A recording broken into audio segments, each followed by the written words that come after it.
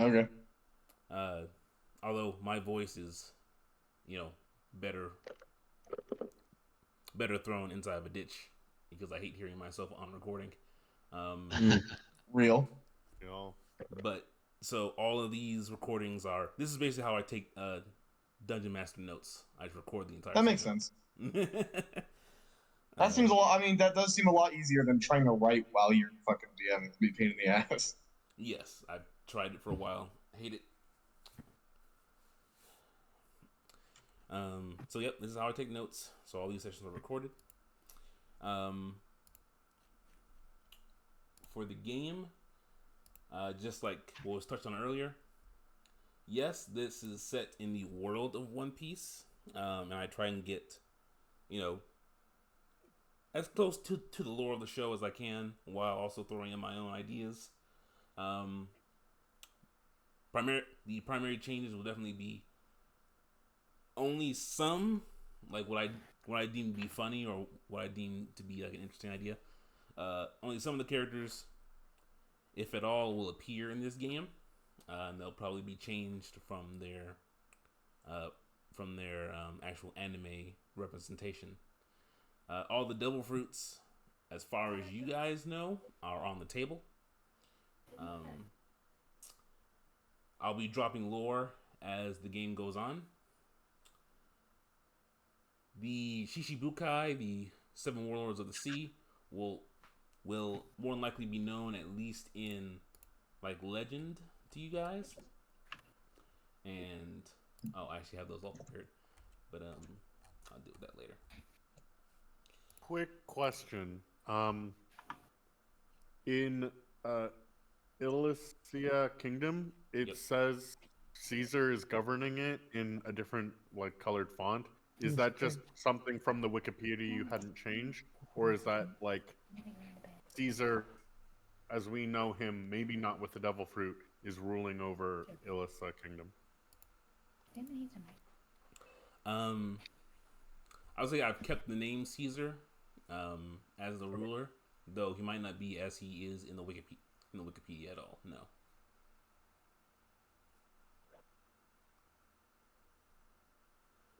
Are we And talking the gas fruit guy or a different no, person?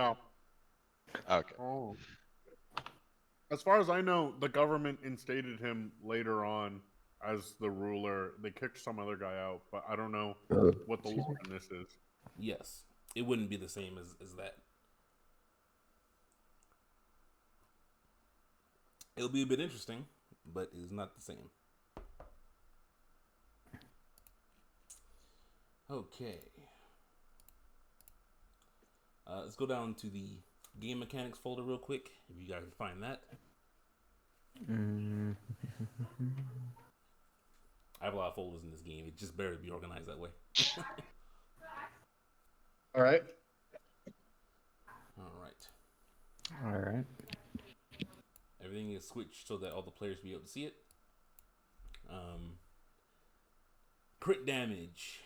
Crit damage is in my game is always the max of the damage die added on to a single roll of the die, plus your other modifiers.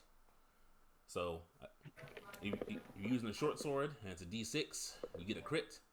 That's 1d6 plus 6 plus dex plus other stuff. Okay. Makes sense.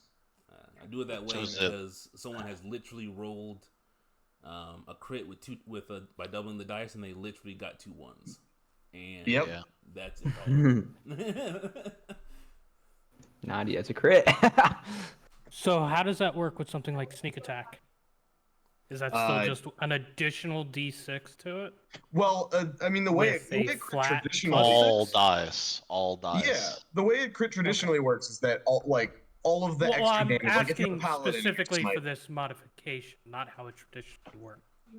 Oh yeah, Sure. for this modification, it is so you have 3d6 for sneak attack. If you crit, that is 3 times 6, 18 18 plus an additional 3d6. no, that's just yes, yep. Because that would Okay. be the regular damage and then 3d6. Yep. So yeah, don't get crit. And preferably roll a crit if you can. Damn, my dad really should have gone Black Blade. Let's see. There's that.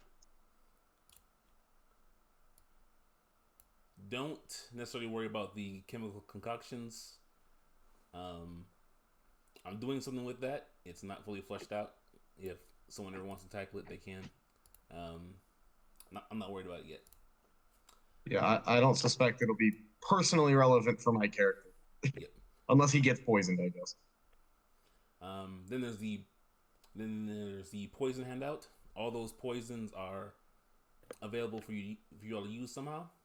I totally forgot to switch some of the creatures, although forgot is probably not the case. I probably just moved on to something else, thinking it was fine as is. But those poisons are available within the game somewhere. Depending on what you do, what class you have, you can probably try and make it. I would just add my own. No, I already did it. Yeah, they all have costs.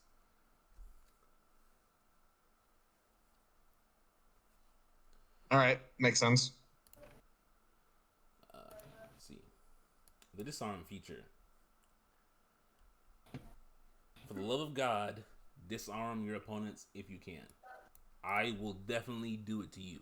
I repeat, I will definitely do it to you. And I will have someone take that weapon.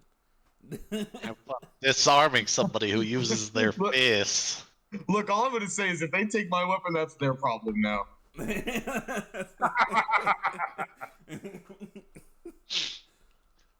That's alright, I rig all of my pistols to explode. I actually have a fucking feature that lets me disarm better. Nice. That's pretty nice. Well, it's only like once a day though. It's just gonna Picking be a up weapons fucking is a free ship battle action where too. everyone's getting their weapon tossed into the fucking ocean. You know? It's- if it helps. I think. It's like, alright guys, we have to dive down and get all of our shit back. Yeah. Oh yeah, it's Samurai Mastery. Samurai Mastery lets me Yeah, let's have the conversation after you all eat devil fruits. Alright, send the new hires down. That'll be what it is. Food and water. Now, generally, I haven't always been a good DM about this, as I've kind of ignored it, like probably 80% of anyone who plays D&D or runs a D&D game has. fair. But I will be. But for One Piece, I'm definitely going to try to keep track of food and water, and you guys need to be eating or having rations and finding some way to get food for your characters, or you will face the consequences. I got you, brother. I guess Savage especially the background. cyborgs. Yeah. So you need 1 pound of food per day.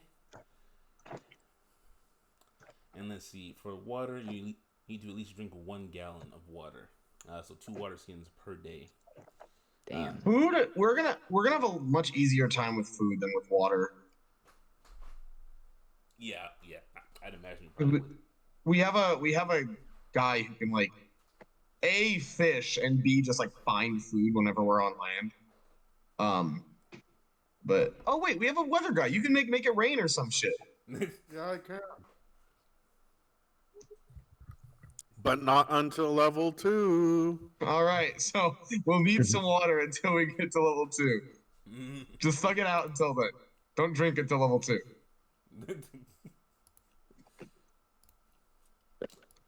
Healing in this game is practically non-existent.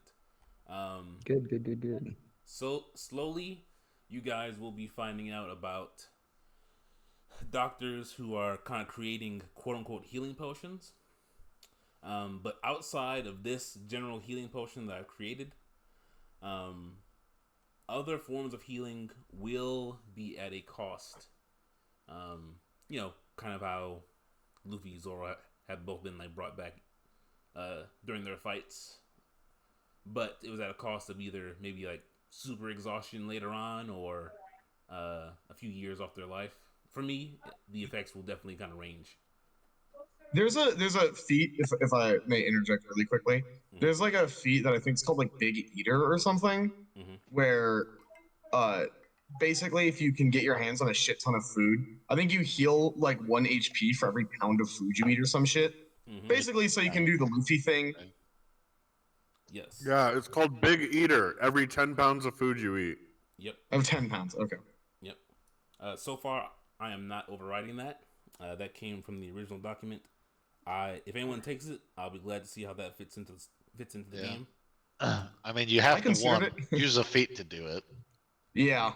I considered it because it's kind of a good feat in theory, but that's a lot of money and it doesn't really fit my character, so I just didn't take it. Yeah. I don't know. Because, like, a 3rd level spell, Create Food and Water, makes 45 pounds of food, so using a 3rd level spell, you would only heal 4 hit points. Yeah. You need to. I mean, it's really good for like Luffy, who always has access to copious amounts of food. Yeah. But if you're worried about resource management, it might be a little more tricky. Okay. But I digress. Anyway, sorry, I interrupted. No, you're fine. Okay. I'm adding techniques how we talk, so don't worry about it. So during the day, if you guys have been in combat, been some very heavy combat too, where you've gotten injured, if you've taken more than half your HP and damage, if you do not drink a potion or see a doctor, if you long rest after that damage, you'll only be able to recover a quarter of your max HP back from that. Was that rounded up? Yeah, rounded up. And that will last until you guys actually see a doctor, or over time, you guys just keep long resting and just letting your body heal each day. But if you want a chance, running around on the sea, doing stuff with a good chunk of your HP missing, that'll be on you. Oh damn! I just realized this is actually this policy actually is kind of big stocks up for the warrior Oh, because of the because it has the built-in self heal. Yeah. yes. And then for the short rest, characters can roll hit dice to regain HP. If their HP has been reduced below half of its maximum during the day, then the hit dice can only restore up to 25% of their max HP rounded up. Makes sense. And that rule still holds true for having to actually go see a doctor. Stop running around with your liver hanging out. See someone. No, just long rest. Look at that. Okay. I went to my real life doctor today. Does that count? No, but good for you for keeping up on your health. Okay. Skipping past the technique stuff, because we've gone over that a lot for all of you. Going down to the block, dodge, and intercept. Oh yeah, I remember these. Yep. Really, the only thing I want to tackle in here, is just the 1, 2, 3, 4, maybe 4th small little paragraph down. When you're attacking someone, you can choose to try and make them or send them flying. I thought I updated this. So scroll determines how far from distance flying. Wow. Let's see. I thought I updated it. The other said I did. Anyway, this part should include that you'll have to make an athletics check.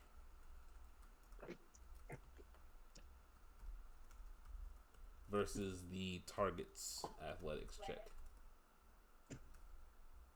Okay, so a contested athletics check. Yep. I did have a question about this mechanic actually, that I meant to ask earlier and I forgot. Is it like if you hit somebody and they would strike a surface along their flight, do they just stop automatically? Do they take damage? What's the Depends on the surface. what's the interaction there? 100% depends on the surface. So if you're talking about, say, a wooden wall, they might just go through it, depending on what's on the side of that wall. You're talking about a rock, they're probably gonna take damage from. Or sorry, you're talking about a boulder, they're probably gonna take damage from hitting that boulder. Makes it'll sense. Kind of be situational. Case by case. Got it. And then I've denoted how far you can choose the max or how far you send them flying, but I've denoted the strength score required for sending them, certain distances. Yeah. Let's see. Dodging. Unless the effects of an opponent's attack involves an area effect, you will avoid any secondary effects to an attack. Now, this is just kind of, I added this part in just to speak about devil fruits. Because even though, say you might block a devil fruit attack, there might be secondary effects of it touching you. Saying like Magellan's venom fruit. Okay. Sure, you blocked the whatever damage he was going to do with just hitting you with the venom, but now you got venom on your skin.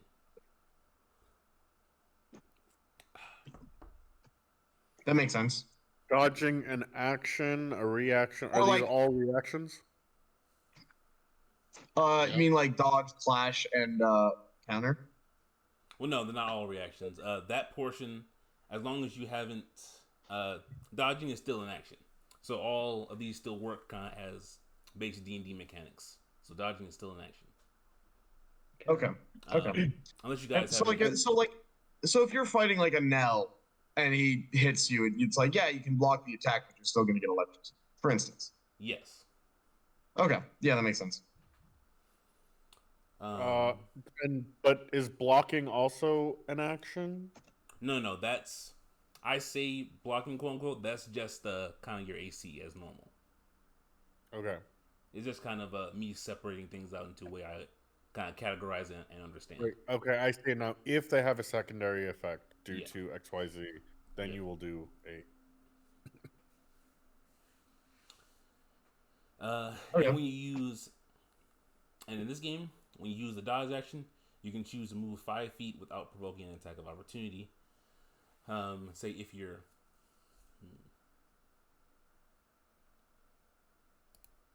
let me do this.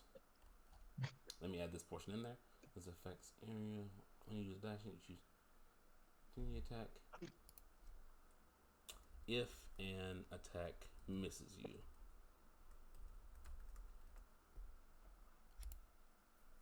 Save. Okay. So if you're a really dexterous character, your dex score is 16 or above, you can use that same feature and move up to half your movement speed without provoking an attack of opportunity. But that's only if the attack misses you. Correct.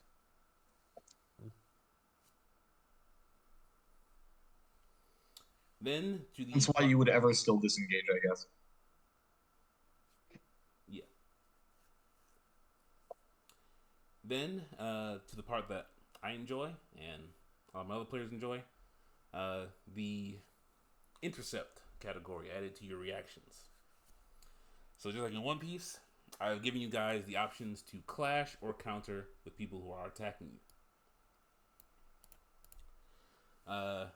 And just a disclaimer, please, for the love of God, don't just focus on clashing.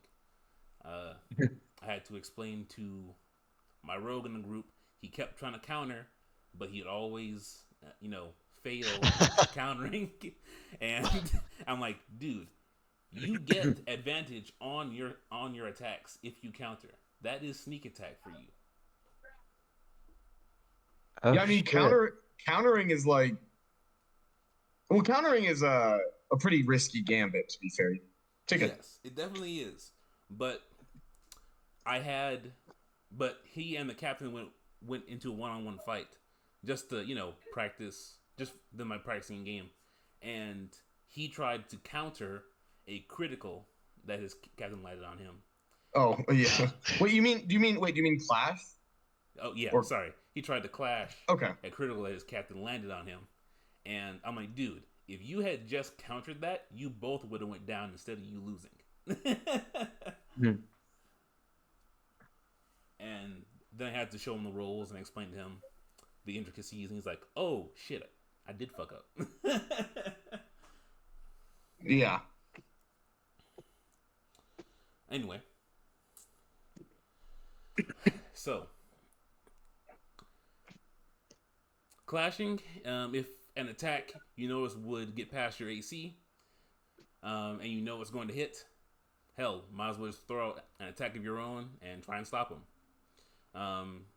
If you manage to actually clash with the attack, so it will be your opponent's attack roll versus your attack roll, and if you meet or beat the opponent's attack roll, then you win the clash and you defend yourself, blocking the attack and not taking any damage. After blocking the attack, you will retain your reaction. Very important point. If you lose the clash, you lose your reaction. Yeah. For counter, you can allow your opponent to hit you, and instead of focusing on not taking damage, you take damage to deal damage. You'll have advantage on your attack roll as you go in to attack your opponent in their most vulnerable moments. When you counter, the opponent will just deal the damage as normal. And then when you counter them and you hit, you would just deal max damage of whatever weapon or move you used, I should say. So you have to state counter before they attack, then, right? No, it's if they actually get past your AC, then you can decide. Okay. Yep. Which is good because then you can see if the roll is low enough for you to try to clash it or high enough that you might as well just say fuck it. Yeah.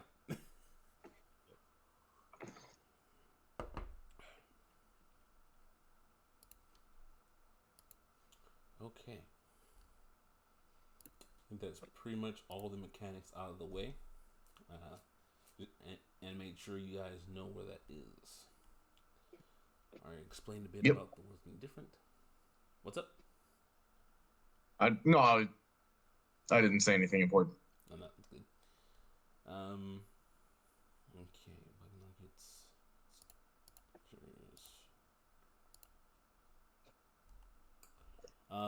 You guys can go to. Do you guys see the black market folder?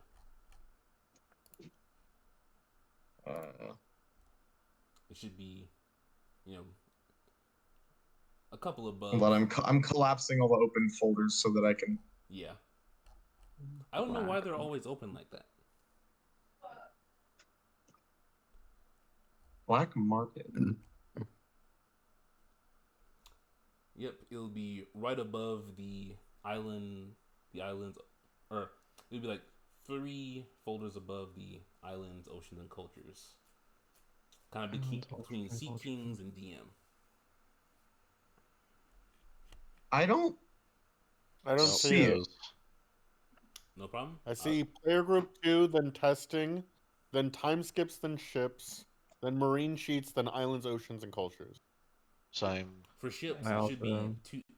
If you see ships, it should be 2 folders above that. That's is it under testing? Because that's what's 2 above. Yeah, Because no time skip and testing. Interesting. I wonder why. Oh, maybe because hold on. You have to let us view them, I guess. I see black. I see it now. Okay, so if the information, okay, so if the handouts inside the folder aren't viewable to the players, then they can't see the folder at all. Okay, that's good to know. This sheet really confused me for a second because I didn't see the rarity. It was just like slave.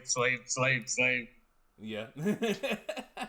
I'll be back in like 30 seconds. No problem. Tomatoes. I wanted to point this out First to you. tomato. Here we go. I wanted to point this out to you for whenever or if ever you guys deal with the black market. Based on your backstories, I don't think there's anyone, well, maybe besides Dust, but Wee. I don't think there's anyone who would have dealings with the black market well, nope. Falky and Dust. I was gonna say the gambler. Ulvin definitely would not have black market connections now. Here, I'm back. Hey. What tier would a Lunari slave be? You know, Ooh, asking Probably hypothetically. legendary, right? Yeah. Like considering how bad considering how few of them there are. That's a lot of money for a starting party if we You manage. guys, give you know. yourselves up, come back in, and we'll buy you some devil fruits. How about it? All right, so this is what we're gonna do. We're gonna sell you guys into slavery. Don't worry, it's part of the plan. The fucking, After we now have I our know that billion sounds dollars, bad. we'll have I our guess that's what billion because we're determines gonna sell two of you. on, We're if you gonna plan figure a out prison what the break. Lunarian. Now I know that sounds bad. Make sure you guys talk one at a time as best you can. Yeah. Okay. Oh, I should do. I should also do two things here. Let's see. News.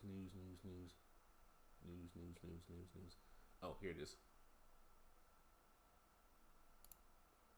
Copy text. Everyone can open their Discords and check the World News channel. Oh, World News 2, got it. Yep. Okay. Nice.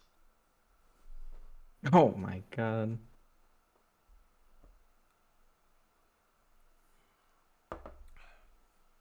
And no, I didn't forget to post that. I was Wait, 10 to 18 feet? Yes, that's what it says. How tall are you guys? 7'6". 7'6". Yep, that is what the news poster says. That is not a mistake. Now to be fair, King was like 20 feet tall. He's a legend among our people.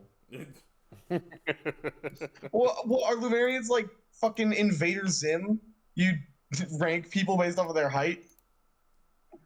Eh? The tallest of all of us. The tallest of all of you wins. Okay. Two other folders I just want to make known. Well, we kind of already talked about them, but the ships folder, where you can find all the ships, all the default ships available in the game, includes price, details about every aspect of them, including weaponry, how many crew to man it, the armor class for different parts of the ship, so on and so forth. Okay. Then there's also I imagine that'll be more important if we have a ship. Yeah. Then there's also the Islands, Oceans, and Cultures folder. You guys will be in the West Blue section. This contains all of the information that you guys, well, all general information that you guys understand and know about the different islands. As per usual, if you, well, and especially because we have a new player, if you think your character would know something, you can always ask me if your character would know a thing or would have any idea about a topic. Typically, I'll make you roll a history check. Okay. Kind of like the old Streetwise from, what was it 3.5? Is that 3.5? It might be right.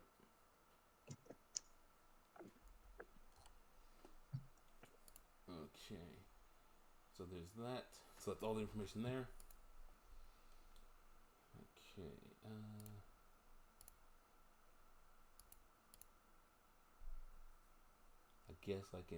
I guess I can make note of this as well.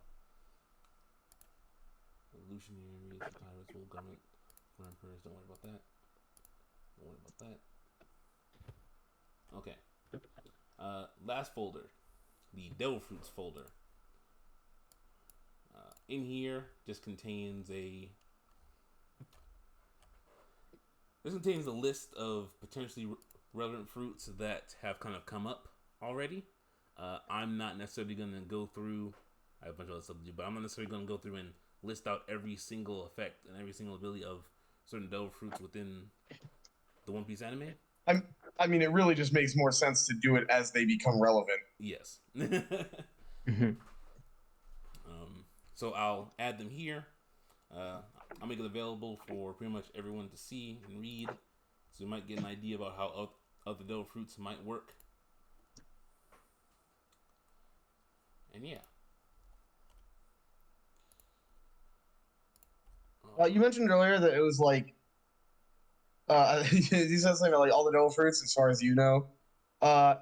Should I take that to mean that there may be devil fruits we've never heard of that could appear throughout this? Correct. Cool.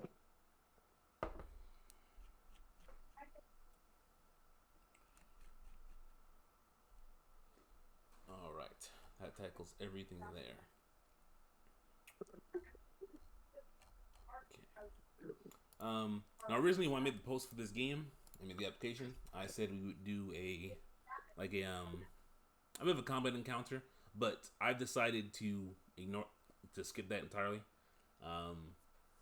I don't feel it. I think it's better if we just go through the game organically, and you guys will face combat encounters as is, and just kind of work on understanding it with your own characters.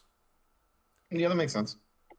I was thinking about, originally I wanted to run through like certain scenes from the anime, just so I could get an idea about how they would play out within the game.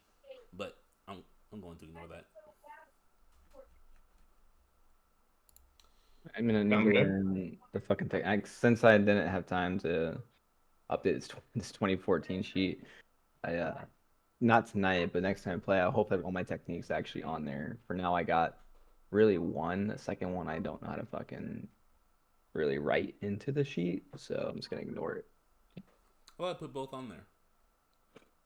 Well, I got like 12 techniques. Yeah, the others. Yeah. Yeah. So I was trying to write down one where it's my athletics or acrobatics, or they must succeed in athletics or acrobatics versus my attack roll, and I don't know how to like actually throw that into the spell per se. Yes. Yeah, I put both of my techniques like into a spell description. Yep. I don't know how to make it so like Roll20 will automatically, I don't know, induce a save or whatever. Sure, we can go over that in a second. I'll help you out. I'll take a quick look. And yeah, I know what you're talking about, and yeah, we can definitely handle that as time goes on, and as you kind of get better with the general Roll20 character sheet, Kage. Yeah, I usually just play like, I mean, I usually just sort of do everything manually, but for the sake of convenience, I should probably learn that stuff at some point. Yeah, it's all good. Okay. Second to last topic. I did promise each of you guys. I mean, you guys have been talking nonstop with each other since I first added you. But I did mention to pretty much everyone here about how free of a DM I am, and about what content, and basically I allow all content, and you guys do whatever. It's just based on what you guys don't want to see and what have you. So as promised, if you guys haven't already, you can talk about what kind of good or evil deeds you don't necessarily want to see in the game, if you haven't already.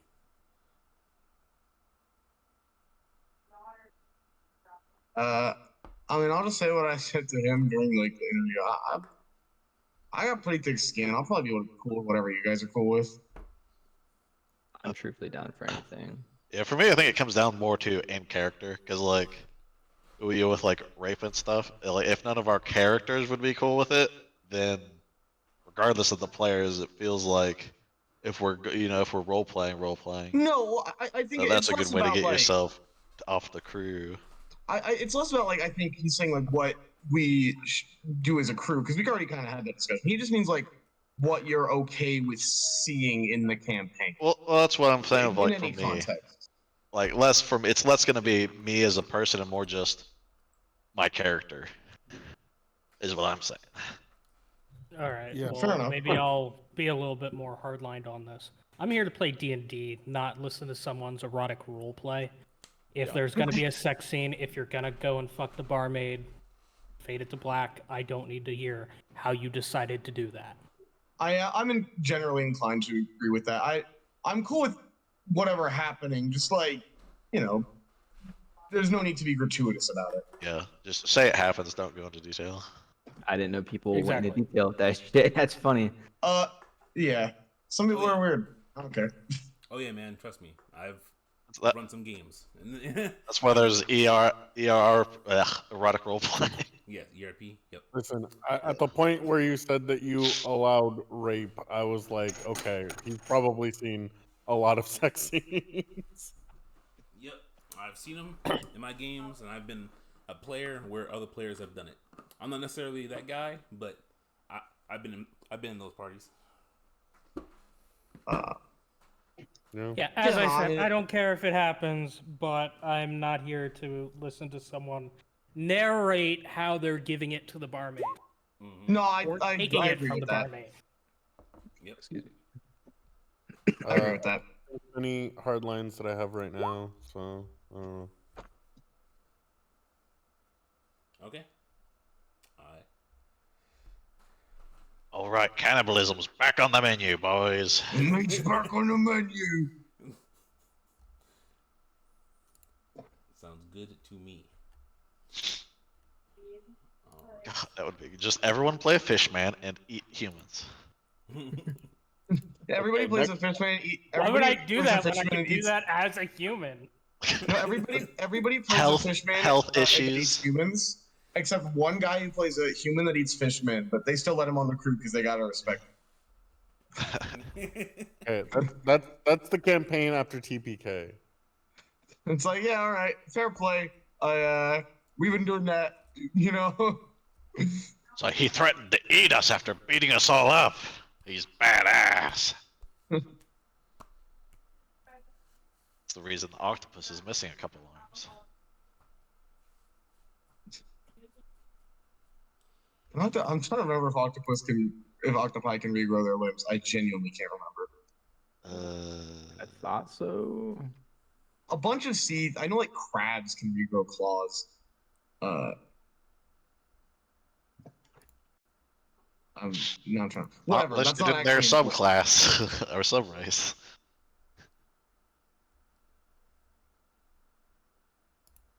Otherwise, free food. Hey, oh, Olven? Is that how you say your name? Olven. Olven, yes. Open up your character sheet, and I'm moving around on it right now. Oh yeah. Okay. Come on. All right. It's open. What do you see? I'm looking at my spell list right now. Gotcha. Do you? I might share. I don't want. I wonder if I can share my screen. Do you mind if I share my screen while I do this? Go ahead. Okay.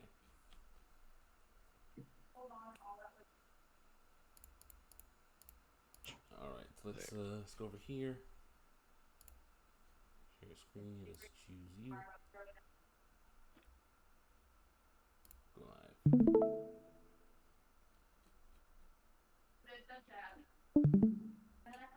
Okay. Oh yeah, I forgot. 5-foot radius. Putting my name on there, it's way too long. My ad. Oh, weird. Well, then let's make The it sheet look looks so different on my screen. I must have dark mode on or something. Yeah, probably. I got dark mode on, so mine's like black. Do you and not red. have a white sheet? Nope.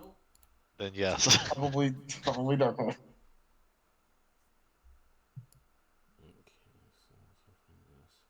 Okay, so it looks like, I mean, you really don't need anything for this first technique, but Well, because I think there's a way because both techniques have a saving throw involved, and if yes. memory serves, there's a way to make it so it like puts that in chat and somebody can click on You on have- it and it automatically does Yeah. the saving throw. You do it as a Uh, spell. You change it from an attack to a Spell You card? change the you do no. So you've got spell card and attack here.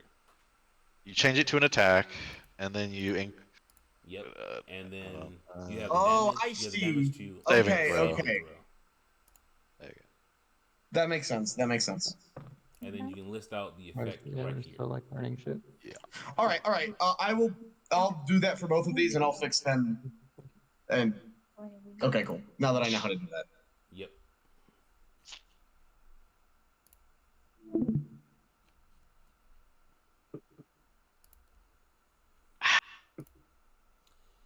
Okay. I got pretty much tackled everything. If no one else has any questions, I'm gonna get started. I'll figure it out later. Seem good. My type. What? Not my type of book. All right.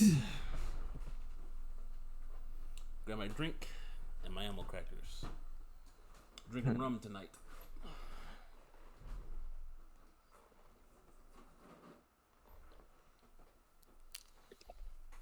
Okay. So, I pretty much told each of you essentially how this game or how you guys are going to meet. Yes. Let me see if I can start getting people's names down. For Edison, which is Dust. Correct? Yeah, that's why I changed my name on the Discord. It makes it a lot easier to keep track of my experience. Yep.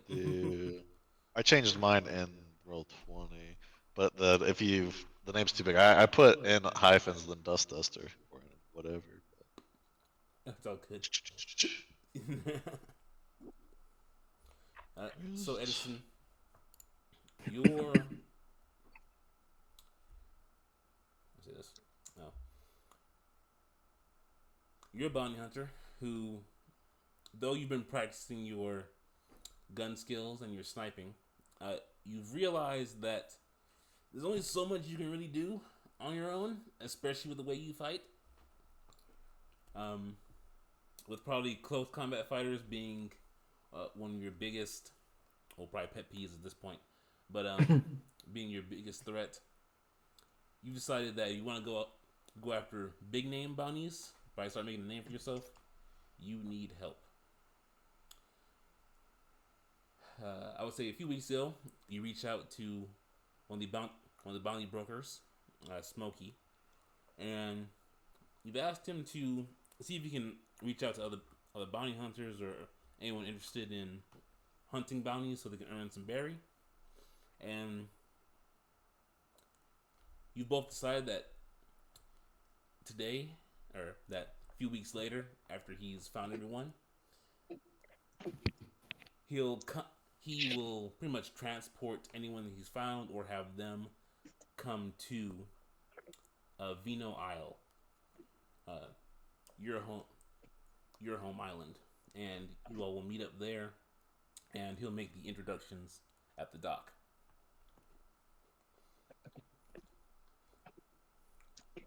So, I'm going to go over to the dock page. Wow, I have a lot of pages already. Jesus. Yeah, that's not kosher at all.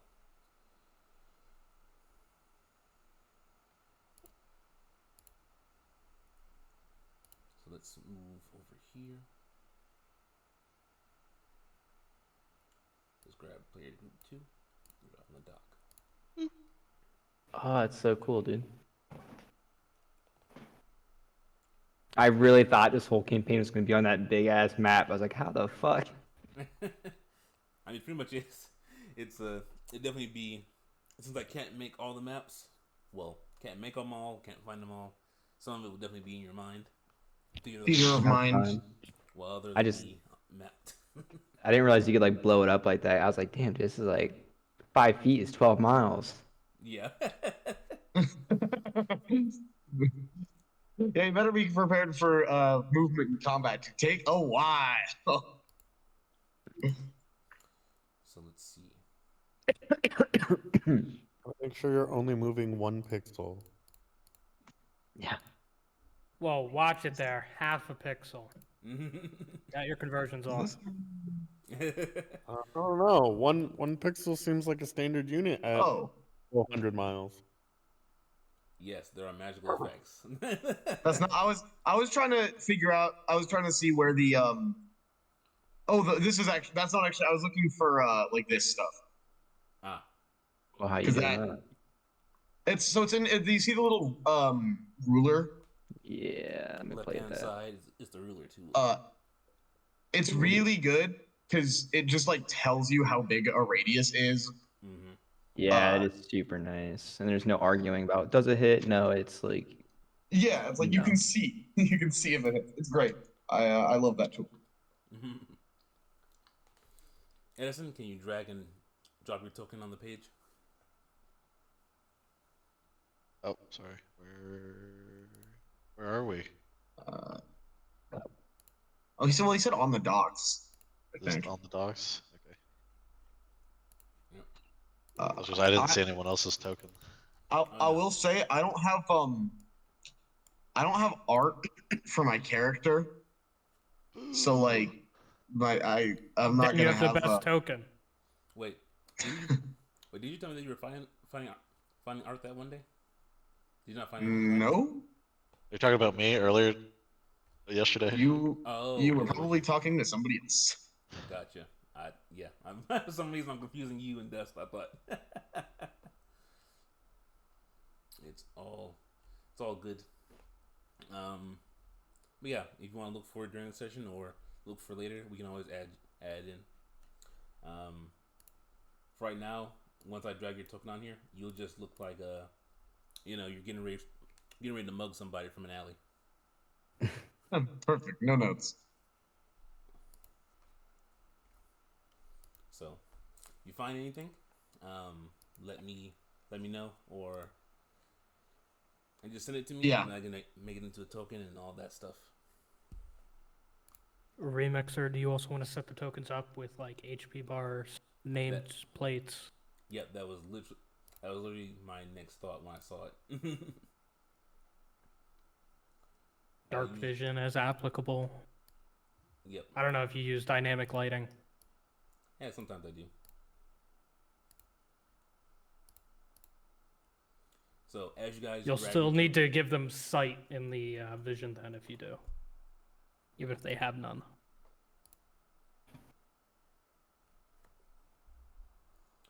So as you guys drag your tokens on screen, I will hook everything up. Yeah. Because it pretty much only takes once.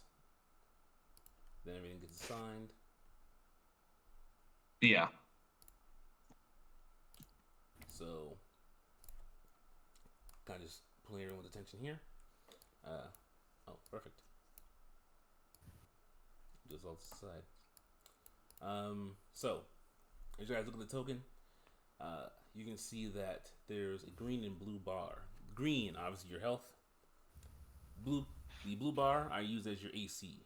So I'll probably still ask sometimes if I'm not looking at the screen, but this way I don't necessarily need to ask about if I hit or not. I'll just kind of keep narrating the fight as it goes and be like, Yeah.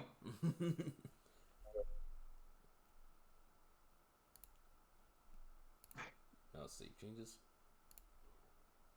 Then I'll do the same thing to everybody else's real quick. Oh, I was putting it in myself. I'll let you do it.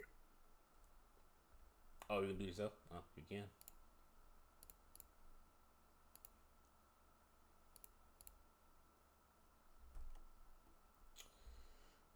Okay. Yeah, I'm lost in the sauce on how to do that, so I'm just gonna stand by. Oh, actually, hold on, I figured it It's out. all I'm gonna good. stand by. Oh, and Gotta wait for the DM to do it because I don't have the setting.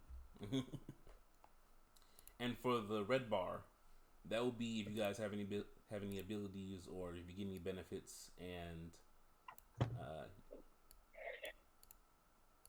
benefits from a temporary HP. Okay. Yeah. That reminds me, I had some more ideas for techniques, but I'll send those to you later. That's all good.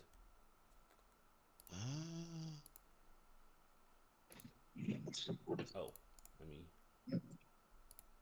open this back up again.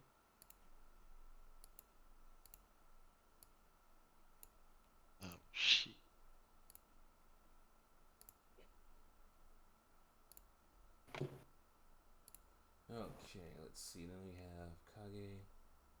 Grab that and that.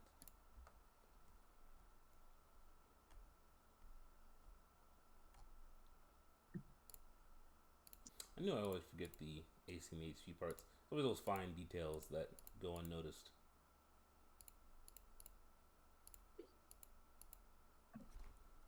Okay, what the flip?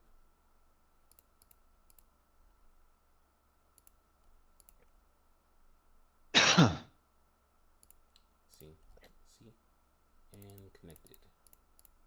I'm gonna go grab my second drink real quick. It's all good. What in the world?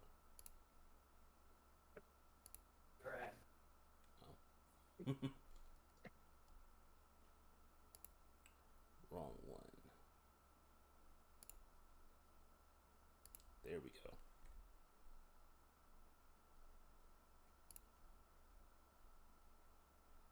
Save that. Open. Use like a token and save. And then are we all medium creatures here? Are we all what? I am. I think I'm considered large. Who's larger than? Yeah. Are the angels large? I'm gonna double check. I mean, not according to the heights they said out loud, but You'd have to be over 8 feet to be large. yeah. I don't know what the Lunarian thing might just straight up say like. That's Oh, what. no, we're This guy's- medium. Oh, yeah. It It straight says up medium. says that you're medium regardless of your height. Okay. All right, then yeah, I'm pretty sure we're all medium. Perfect. I don't have to keep doing resizing.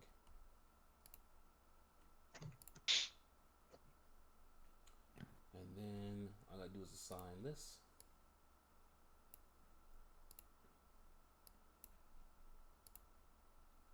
Definitely like the artwork for you. And is that what, Kagasuchi? Yeah. Yeah, definitely. I don't remember what AI generator I found, but it worked. You can't forget these things. What's wrong with you? I felt bad because he asked me too. He was like, I don't remember, dude. I should probably give in and go just brute force some AI generator and get my character art that way. I'd like to get him commissioned, but I have no money right now, so that's not gonna happen. That's all good. One of my I like coworkers just is really typing good, in- like sketch artist. That's cool. Why do thought about you asking choose her. to have AC as a bar? Yeah, I'm not used to AC as a bar either. So it's visible. For me, it's just so it's automatically visible without me having to hover over it. It's so when we inevitably fight rust monsters, you can watch your AC deplete in real time.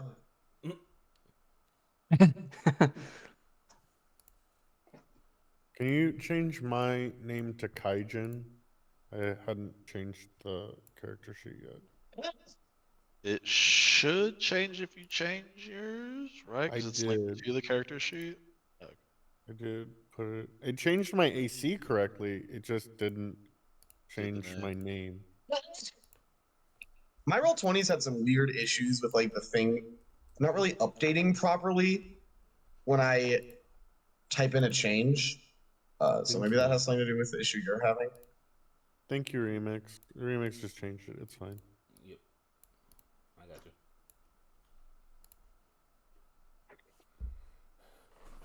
Okay.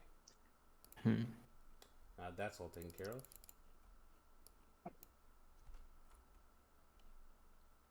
So, these four have not shown up yet. I'm just going to move them over here. Now for you, Edison, so far today has been a pretty uneventful day. You've enjoyed a bit of breakfast, had, of course, some of the sweetest wine in all the West Blue. I would say you definitely would Edison go for more of a having a house or kind of like living with other people, like an apartment, or just having like a not really having any. I feel like constant- he doesn't have a lot on him. Mostly probably just like at most maybe a couple backpacks of random stuff and his weapons and whatnot. Yeah. So he probably moves around a good bit. One, going after bounties, being island hopping, not having a set base, it also makes it harder to be found. Mm-hmm. But having like 4 connections like Smokey, having designated drop sites on the islands that he knows to check or something, or Yes. people to speak to. Okay. Makes sense to me.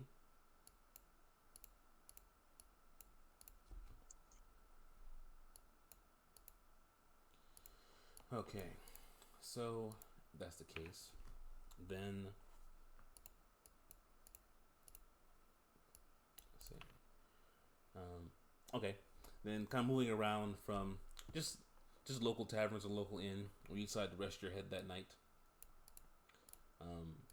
You're up nice and early for Smokey to deliver your potential new teammates.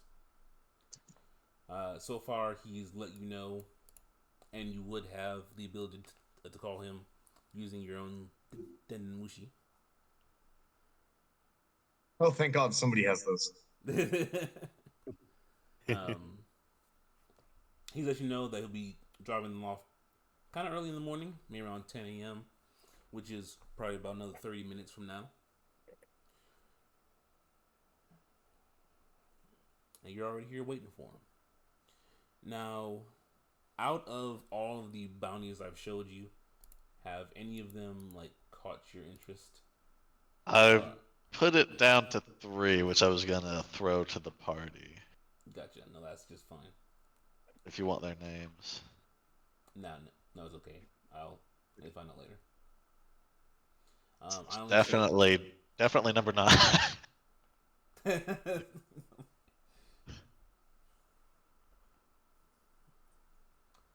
Okay, yeah, okay, yeah. I figured he might be on the list.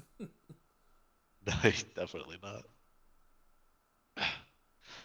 I don't want to die. Too bad. No, Mr. Bond. I expect you to die. Now, Edison, can you roll me a D100, please? Yes. 22.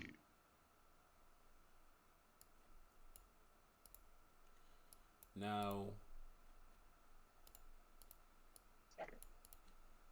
so usually when I call for D100s, I use D100s as kind of like my own personal fate system, if you will. As you roll, usually around 50, around the middle, is kind of like a neutral, and then low is obviously bad, high is obviously very good.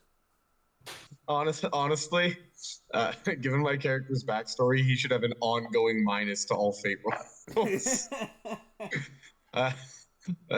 Like, Yeah, I'm surprised your character's still alive.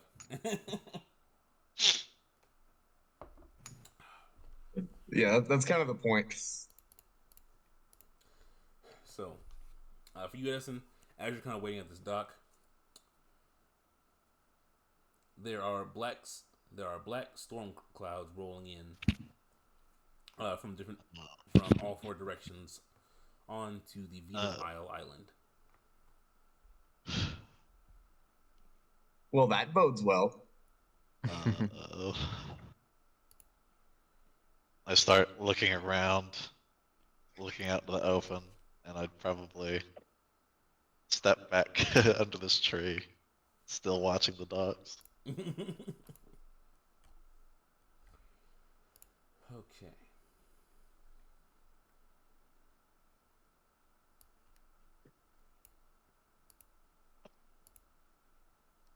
Oh.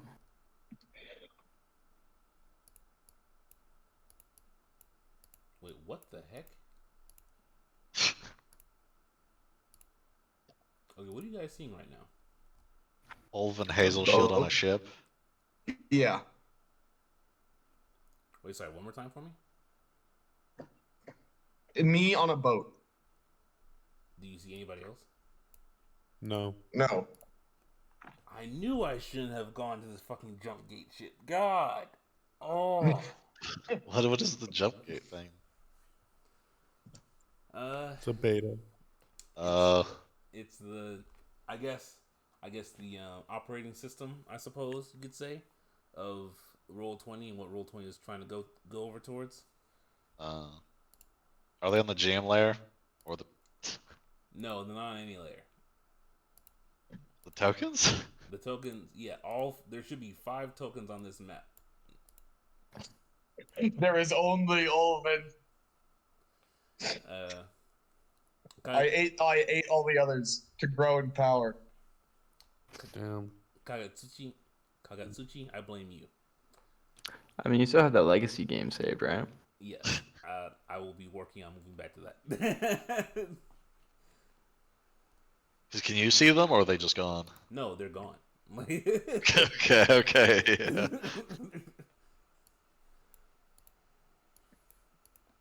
And apparently, every time I drag tokens on this map, it duplicates them. What? What the? Lord, I'm going to kill someone. Why did it change my color back?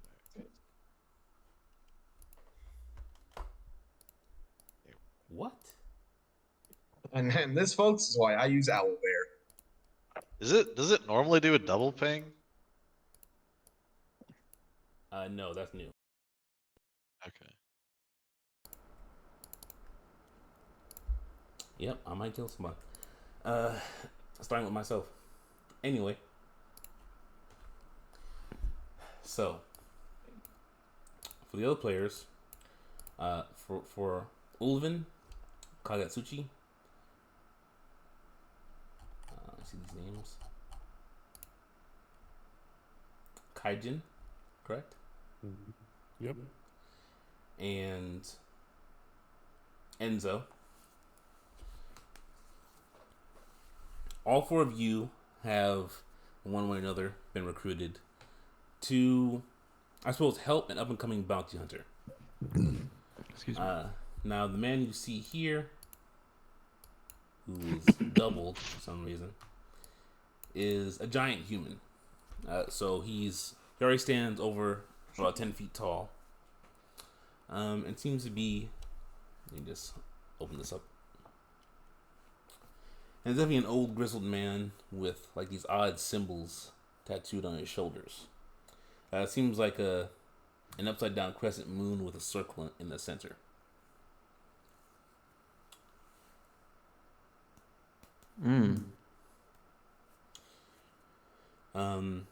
As he transports you, he has, I would say, 2 pipes in his mouth that he has going at the same time.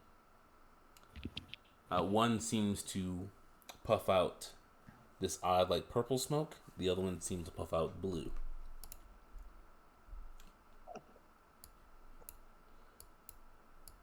Now, let's see.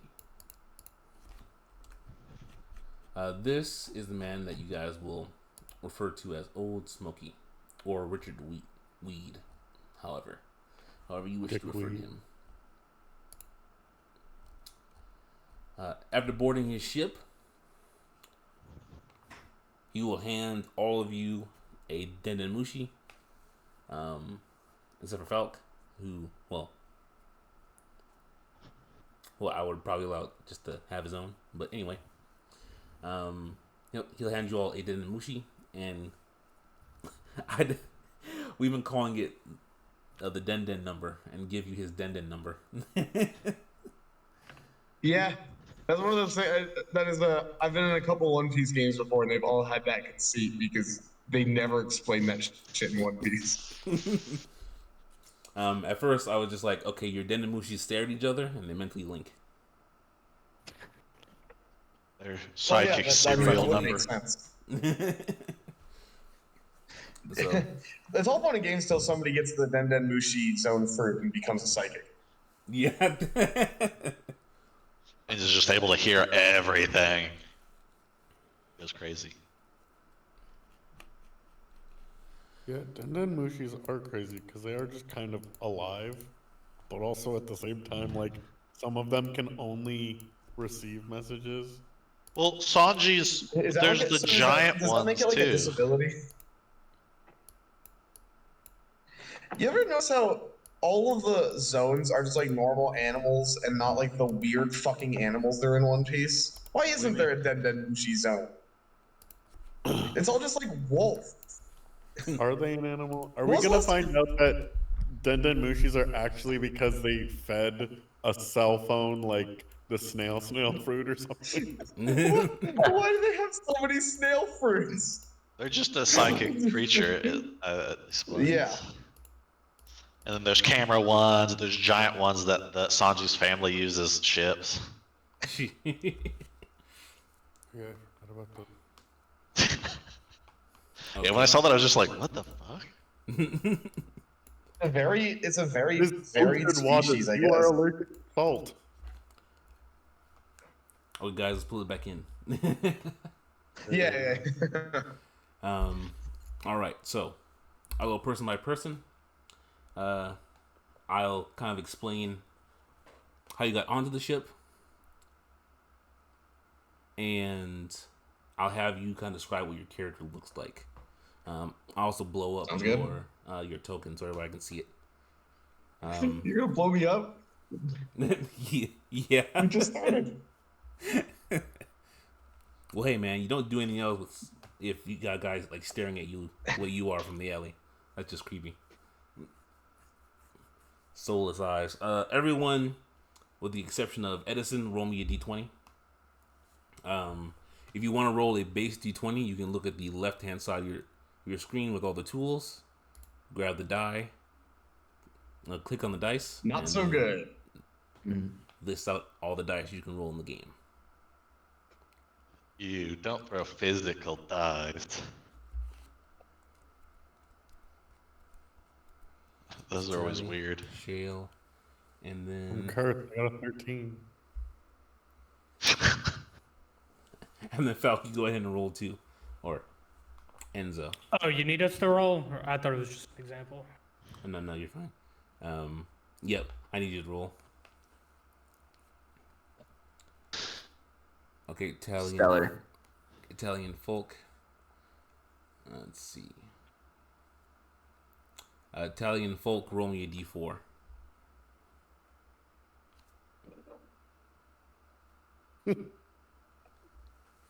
All right, 1 and 3. All right, so we're gonna be starting with Kaijin. Kaijin Yep. is like 7.5 feet tall, and he's got a suit of armor on. Now, will we see winged appendages? No, I Gotcha. believe that was the point of the armor. suit of armor, yeah. I didn't know if you ever wanted to go with the whole they're just robotic wings or not. Oh no, it's there's no wings to see. Gotcha. It's just a suit of armor.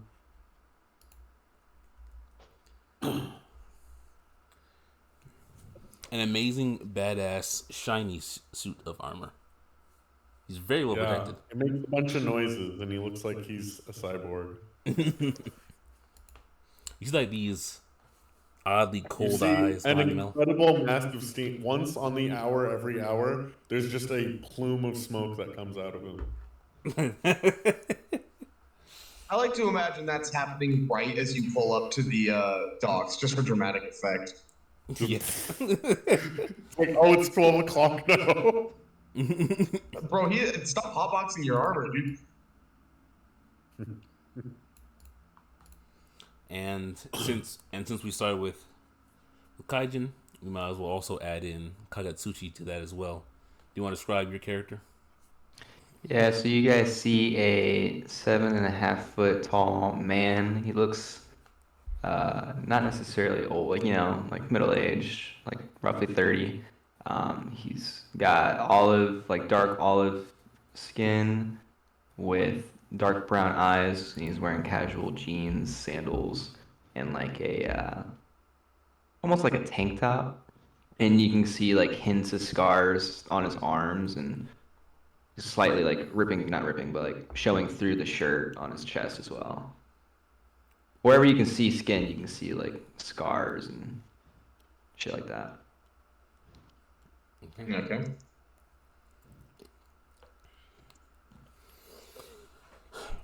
Now for these two, Smokey, or for Kaijin and Kagetsuchi, Smokey has kind of offered you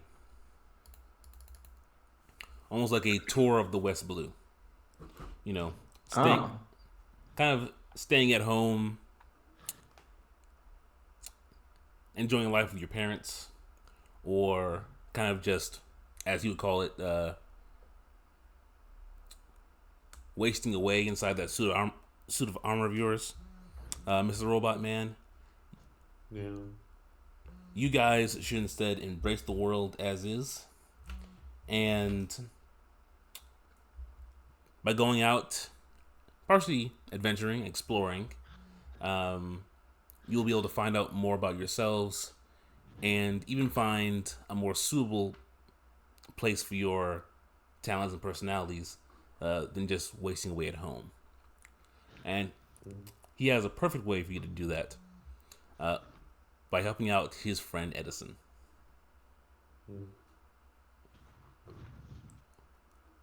I just want to confirm, you don't have any other tokens on the board right now, right? Just Olven?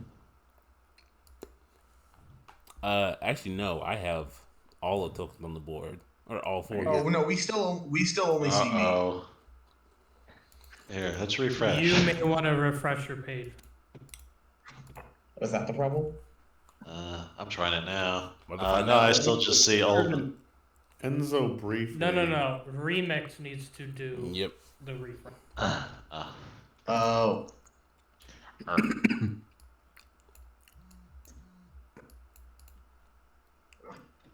Alright, let's see me.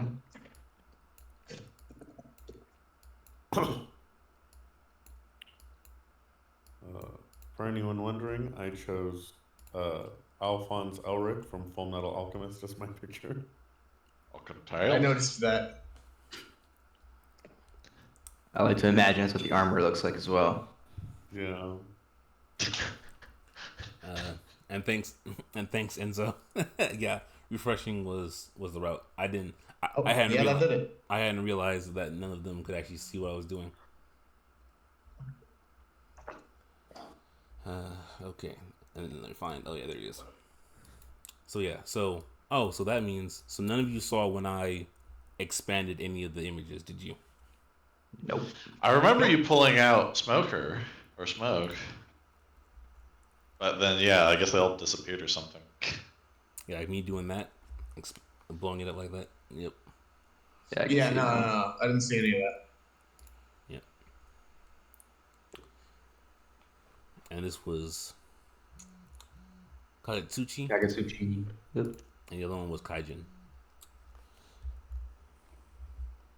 Okay, and Suchi then, looked awful.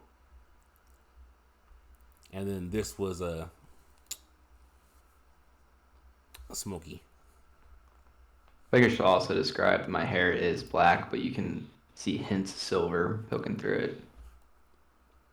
Those Narnian genes are too strong for dye. Damn. This is He's Dick gray Weed, and right? so young.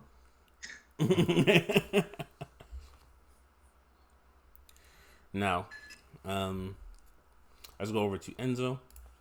Enzo, do you want to describe what your character looks like?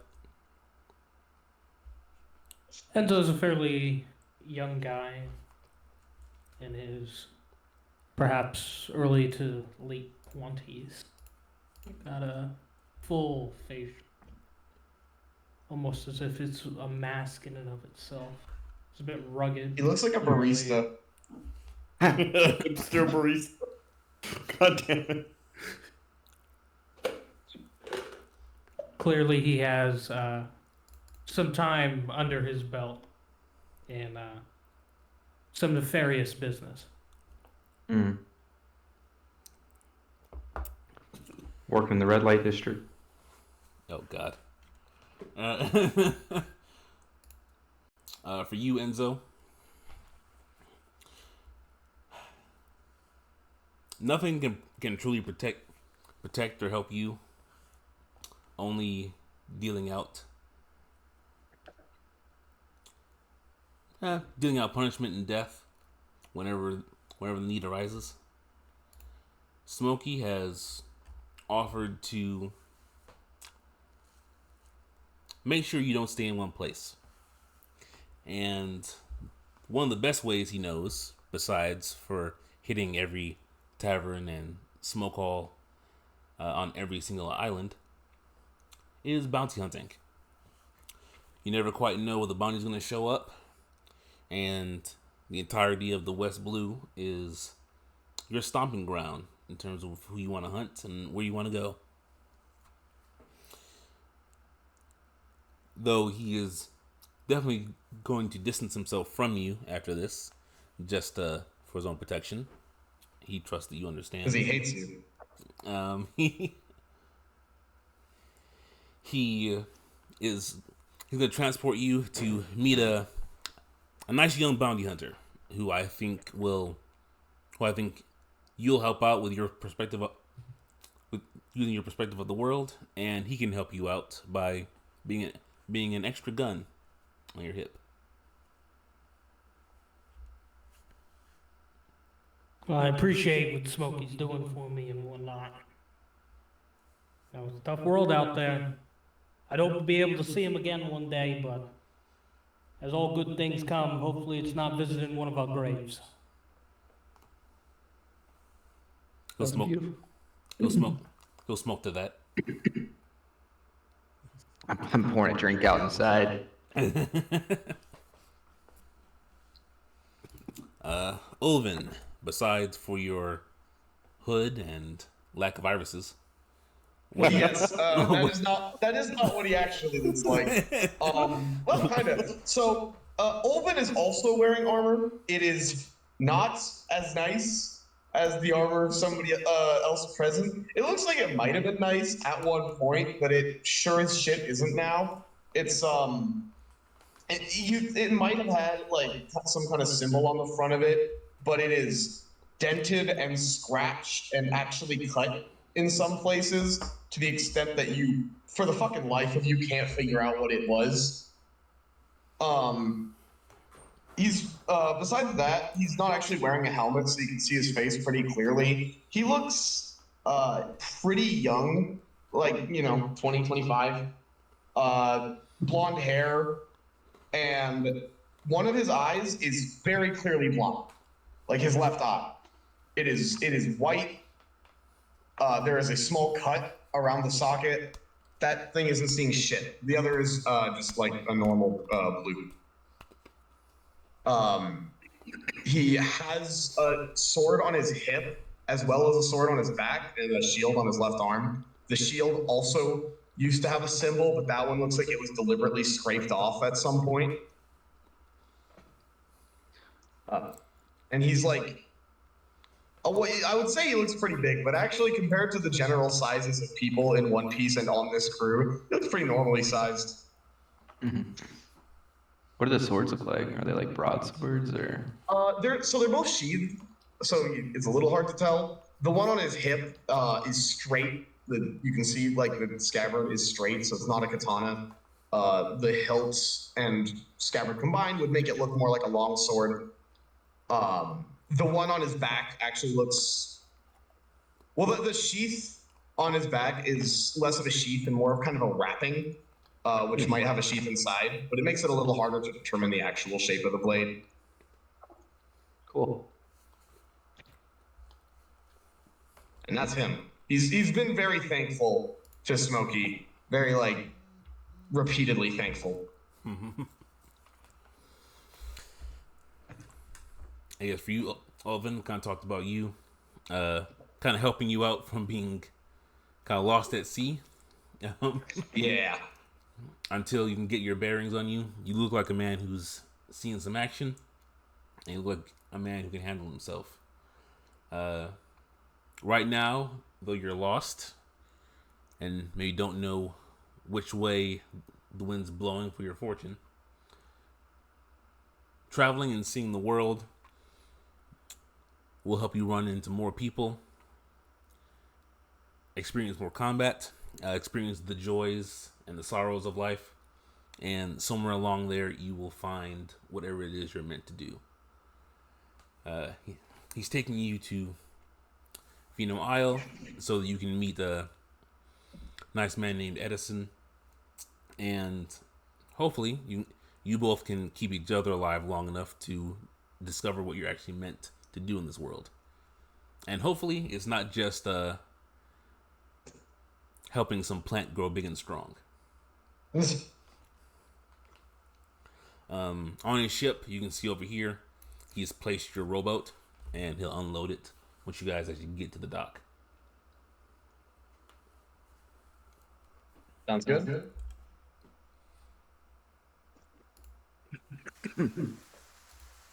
Ooh, sound effects too. Oh, that's a sound effect from the Roll20. I thought one of my tabs had just started making audio. Nope, yeah, that's Roll20. As you guys been sailing in to the dock, you notice that storm clouds have, though they weren't there before, a lot of them have begun rolling in, bringing with them kind of like a moderate rain so far. Each of you would grab a tarp or find somewhere to hunker down under, so you're not all soaked. Yeah, that makes sense. Yeah, there's not really anywhere to shelter on the ship. Oh yeah, not at all. Olven has the sort of the tattered remains of a cape on his armor that he kind of like lifts up to shield him. If you guys want, he does have a below deck. It has like a small little crew area with hammocks, but the rest of it is just kind of like storage. He usually just works by himself moving cargo.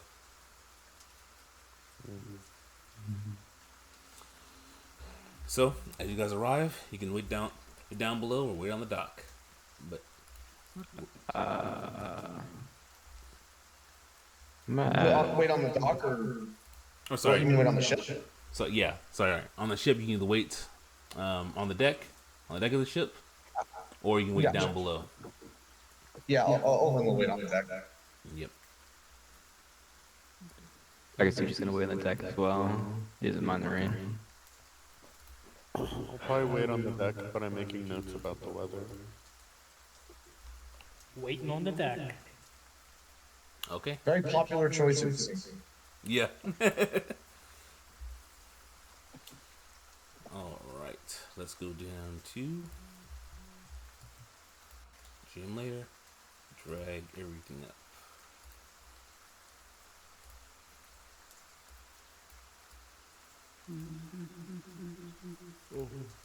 GM layer. Grab this. Drag it up. Ooh.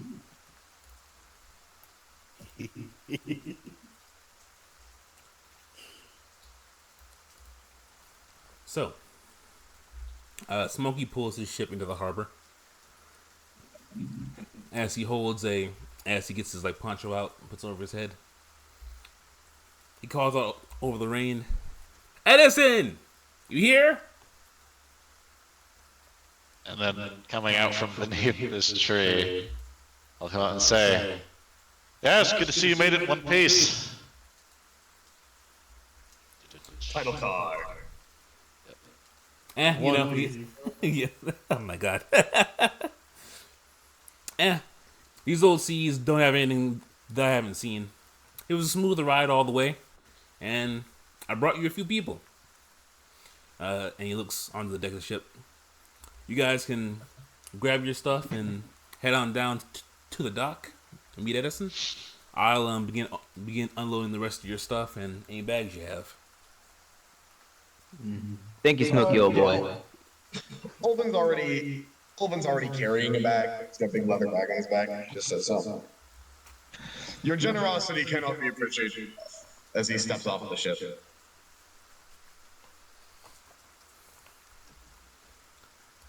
Smokey will go about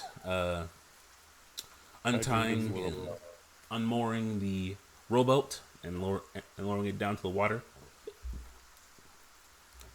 He'll just tie it. Let me grab this. Grab a circle. He'll just tie it up over here on this red circle. Okay. I should clarify for all watching. It is not a good rowboat. It's like borderline some like Lost. Is that the movie with Wilson? It's like it looks like it was fucking cobbled together. Castaway, yes. It looks almost like the raft from Castaway, like slightly better.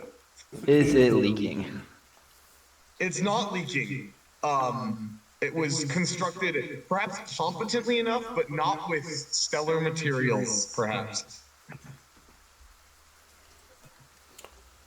Okay. As you all disembark from the ship, Smokey will step down. He'll clap Edison on the shoulder and say, "Well, I brought you all," pointing to everyone who disembarked. "I brought you all to, well, one of my favorite islands. I already have a room booked so I can go get a bit of wine. But I brought you all to one of my favorite islands to meet Edison here. Now, I'm just kind of the in-between for you all. I've given you the opportunity to get to a fresh new island. And as far as your journey going forward, I'm washing my hands and walking away. If you guys need any supplies, need new rumors, need any new bounties that you haven't heard about yourselves, please feel free to call. Other than that, he starts looking around. I'm going to go find some wine." If and when you form a pirate crew, you never heard of me. Yeah, exactly. As it's typical in this type of line of work. I don't know you and you don't know me. Pleasure doing business. Gives you a nod, and he's off to sniff up a drink.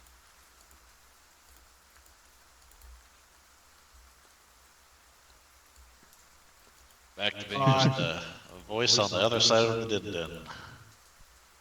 It's crazy that you can make points for your movement. I didn't know. I was just thinking that. And then it'll auto-move you too. Indeed. A lot of tricks for you guys to learn. Well, hello everybody. I don't know what quite has brought you here. If it's just to chase a bounty or explore a new land, but I'm happy to have you all. It is a pleasure to make Nice your to meet you. acquaintance. Right. Strong-looking bunch. Now, technically, Edison, they've only been brought here for you to convince to help you out, or for you to convince them to help you out. So, I don't know. I guess you guys can go from there. Ulvin will step forward and offer a fairly large gauntleted hand for a handshake. I'll put my hand out and shake it. Small hands. And for looks, I just look at my token. That's what I usually always do. Go for it. Yeah. Do you want to describe a bit about how you look, Edison? Yeah. So, I kind of ignore the pistols at the moment. Like, starting equipment-wise, I don't have pistols. But I do have... Oh, you have like a rifle or something? I chose the rifle over the pistol for range. Gotcha. But, Yeah. I've got a decent worn coat on, kind of nice, a decent hat with a feather on it, and just all sorts of odds and ends that somewhat go together, but they've definitely all been picked from a corpse here and there. Like, they've all got different levels of worn. It's not like, oh, I've gotten this new, or I got this all together. It's just all sorts of different bits and all from all different areas. Yeah. Ulvin gives you a firm but not crushing handshake. He doesn't do that like macho dick measuring contest thing where he tries to like crush your hand really hard to prove that he's tough or whatever. And he says, it is a pleasure to make your acquaintance. I was told that you required assistance with he almost says the word a little distastefully, bounty hunting job. Oh, puts food on the table. And yes, I'll hold out my rifle and say, this has been doing me pretty well, taking people out at a distance, but recently, going after stronger individuals, they've been able to get a bit closer than I'd like. I might have taken a few beatings here and there recently, and that's why I reached out to Smoke to try to bring together some people to put not so nicely stand in between me and the bounty. And it looks like he brought together quite the bunch for it. Yes, I believe that is well within my skill set. It can be assumed us four know each other from traveling, right? Maybe a little bit. I would say There's enough to I've know. been traveling. I would say you know who Right? you're traveling with. You don't particularly know much, kind of say outside of that. Definitely their names, not necessarily maybe why they're there. Yeah, that's kind of what I figured. Well, I'm gonna step up to Edison as well and introduce myself. How the fuck do I want to do this? Quite the weather lad, and he's gonna like go in for a handshake, and as you go to grab his hand, you're gonna notice he's not trying to be an asshole, but he just has an uncharacteristic strength in that arm. And he's gonna pull you in for almost a hug and say, I'm very eager to see what you can do with that rifle. My brother and I... Sorry, continue. I thought you were trying to like talk, say something. No. That was out of character. As for letting the people get too close to you, I think my brother and I will be quite the fit. I'll give a laugh as you pull me in and say, oh, brothers, that's nice. That's always good to have a pair willing to go out for each other. And you, I'll talk to Falky's character. What brings you here? Wanted to go and see another island. Take in new sights and whatnot. Well, I can definitely take you island hopping. The bounties, they're all over. Put good money in your pocket too, depending on who we're willing to go after. Well, that's what I'd like to know. Who is it that we're looking to go after right off the bat? Well, I figured I'd put together a few and get your opinions. Let me know which ones you want to show, and I'll just release it to the whole group. Okay. So for starters, I would say 11. Well, just do 10, 11, 12. 10, 11, 12, gotcha. Can I also just say, I love your fucking voice for Enzo. I don't remember who that is talking, but... Falky, I love your, like, characterization. No, it's really good. I don't think any of you got the full reference that I'm going for here. I'm kind of getting, like, Peaky Blinder vibe, but... No. Oh, You'd recognize the name Enzo Gorlami, which is the false identity given by Lieutenant Aldo Rain in Inglourious Basterds. Oh, yeah, I just looked it up. Since you said it was a reference, I looked it up. It's a good movie. And he's supposed to be Italian. We're in the land of mobsters. I kind of got to go with the bit. Hey, That makes so much more sense now that you explain it. Sorry, I just looked at Bounty 11. So, all of you... Dude's fucking face. So, all of you can... so inside of the player group folder, all of you have folders that I'll be dropping, your own handouts or information into. check out Edison's folder, and you'll see some bounties. Now, in character, you'll notice that Edison has a few other papers, but he puts those away and shows you guys these 3. Okay. I noticed only one doesn't mention alive. Is that a dead or alive contract? Bounty 12 or on Mad Store Kalina? It's more information, it seems. Okay. My bad? Yeah, on the Stark it doesn't, but under the hint it states, like, willing to offer reward for information. But it doesn't state they want her alive or dead or anything. Yeah, I changed her bounty poster. For her, it has dead or alive. Oh, it has dead or alive, okay. okay. Yep. Let me reopen. And these are just bounty posters. They don't show any information about these individuals. Correct? Oh, they do. Oh, they do. If you open it up, it shows crime, personality, and abilities, and a hint. Oh, I'm retarded. I was just looking at the picture. I didn't see you could scroll. Ulven looks at the, he's looking at all of them, and he kind of takes the Bounty 11, Reggie, and he looks like he's kind of most attracted to that one, probably. Ulven's a simple man. Wanting a fight, huh? I am not entirely confident in my abilities to catch one of the other 2. But if it is a simple bout, such as with Bone Breaker, you can almost hear the air quotes in his words, Reggie, I suspect I may hold more water. Yeah, I didn't quite know what sort of abilities he was bringing me, but it seems like he was very straightforward in just bringing me a bunch of frontliners.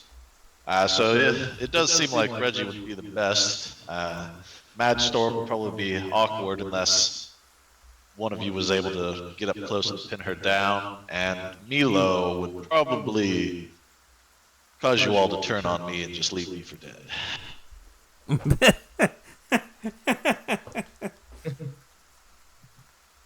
Wait, what?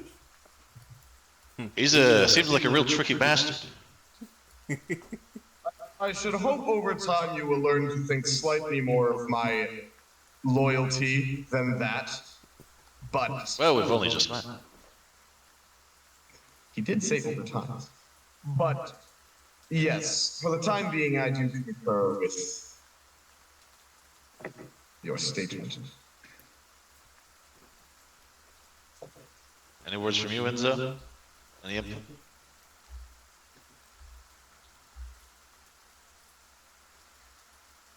All these seem fine to me. I can make any of them work. Seems like with Bone Breaker, we might be able to catch him by himself. Or we could try to catch them in a score. A few more people to kill or take alive. Probably kill. And whatever it is that their haul was, could be ours. Depends on the risk you're willing to take. I mean, if he's holding up in a windmill, ain't really too many places to make yourself obscene when trying to get closer. Ulven kind of looks at the information on the back real quick, the windmill thing. He says, well, a standard tactic when confronting an enemy sheltering in a wooden structure such as this could be to light it ablaze and smoke them out. Catch them as they leave. But Well, that's only one way to that handle ain't the it, of course. typical reasons that I know to burn a building down. At least not when the guys want it alive. It's possible to catch him in the barn that he's rumored to have been hiding out in as well. For the So record, Ulven's not suggesting we burn a bunch of people alive. He's saying you light the building on fire, and when they all go running out of it, you stand by the door and you smack them with a fucking 2x4. Yeah, like Enzo's insinuating the violent option where you are burning a bunch of people down inside of burning. Like you're locking the door and you're cooking them. That's what he's insinuating. So it seems like, so far, it seems like we're agreed on Reggie. Very important, yes, to state that they want him alive. And so next would be, do we want to try for his gang as well, or his fellow robbers, or try for him by himself? The bounty? No, but if we catch them in a score, we could just keep whatever it is their score was. At that point, it's less about the bounty and more about taking all their loot. Well, I'm more While also taking the bounty. questioning. There for the goons, not for the actual guy. Well, I don't know you guys and what all you can do. I ain't too interested in taking on an army of goons all at once. That's the thing, we don't know how many. I kind of just met. I agree. And it's not in the middle of the score, it's they seem to meet at the windmill to split their shares. Exactly. As the ringleader, if we could find his hideout, whatever barn in the southern fields, there's a chance he's got it stowed away there. It's whatever his nearby. savings are, yes. I think he'd make a good test. If it goes well, maybe then we pursue the group. That makes sense to me. Alright. Off to the Verdia Fields. Now where are the Verdia Fields? I don't. Now, which direction do we walk? All of these are on Bollywood Island, right? No. Vino Wait, no, Isle. we don't have a ship. We do. Go I rowboat. see, what, Because the That is gourmet not gonna town in work. Bollywood, it seemed like it was referencing the farm belt in Bollywood, and Scrapshore is also in Bollywood, isn't it? Remixer, are all these bounties in Bollywood? Let's find out. So let's see. Ba-da-da-da-da. Going down. Will you guys? I hope y'all this once. I'll let you guys research next. They're all in Bollywood. I'd looked through them before and I. So will you guys go down to the remember islands seeing- folder? Go on the West Blue. If you think it's in Bollywood, you open that up. And so let's see, Verdia Fields. Yeah. Oh, okay, yeah, That's there. Bollywood. And then Scrap Shore. Yeah. I just didn't scroll down far enough. Ulvan is just assuming these are all on this island, or otherwise that you have a boat. Okay, that's not hard. Because you said I might have a boat. Do I have a sloop? Or. Because that's I think the smallest other than a rowboat. Oh, I didn't say might, but yeah, I say you do. Yes, you would have the sloop. Okie dokie. Oh, okay. So I've got means of transport. I've put together my money, knowing I'd be having to travel with more than just myself, and upgraded. Is the sloop here at the docks? And if so, do you point it out when you say that? If it was here, then I would, yeah. Yep. Ulvan actually walks over, with sort of a, the the kind of thing where you like hold your chin with your hands. He'd be stroking his beard if he had one. And he's looking over the ship, kind of like appraising the quality. It seems like. Kaijin is probably going to turn to Edison and say, pardon, but if all of these bounties are in Bollywood Kingdom, why not just have us meet you in Bollywood Kingdom? That was more happenstance. Yeah. I have other bounties, but they're a bit higher up. I thought we'd start a bit lower. You ain't got nothing local here. I do, but I don't want to die. Neither do I. It's kind of why I don't want to go there. I appreciate your honesty. And you say, I don't know got if- one here, but I don't want to die. Because you two, I don't take for locals, but you, Falky, you wanted to see a new island. Have you ever heard of the Thunder King? Because he makes home here. On Vino. Never heard of them. Good. But I ain't looking to go back to Bali. Yeah, and I kind of stare up at the sky as it's storming and stuff. I go like, particularly in this weather, he could be near. I don't know if Kaijin would show it, but hearing like Thunder King sounds like a weather guy, and he's like, yeah, that sounds fun. Not getting the like, hey, this is maybe a vicious murderer or criminal. Now, you can look for other bounties if you want. But yes, yeah. That's the. I don't Given throw that out there. our lack of familiarity or experience fighting alongside one another, I am tempted to say we should exercise caution with our earlier choice of bounty. It is why I went for at least the lower price on them. Some of the lesser contracts. We did all agree on the highest bounty of the three you gave us, though. Yes, well, it goes up from there. The next one I was thinking of showing you might require a bit of an upgrade to the ship. Seems he's goes around attacking marine bases, raiding coastal villages. And Out real of character, that's so bold.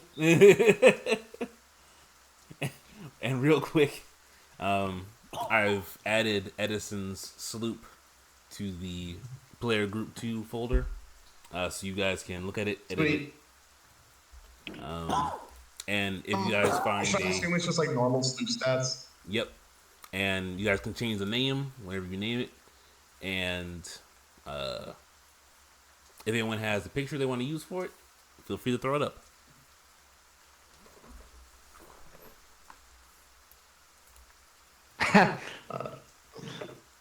My first thought was like a fucking SpongeBob fucking boat with wheels. The Flying Dutchman. Oh, that'd be sick, actually. But The Flying Dutchman's ship is like falling apart, isn't it? That would be a bad boat.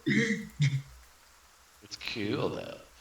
But yes, but he I believe comes with the sort of a crew. So I think Bonebreaker was the most likely, unless you were up for a bit of a hunt down. I mean, I should state, the bulk of my The other two. combat experience is land-based rather than naval. I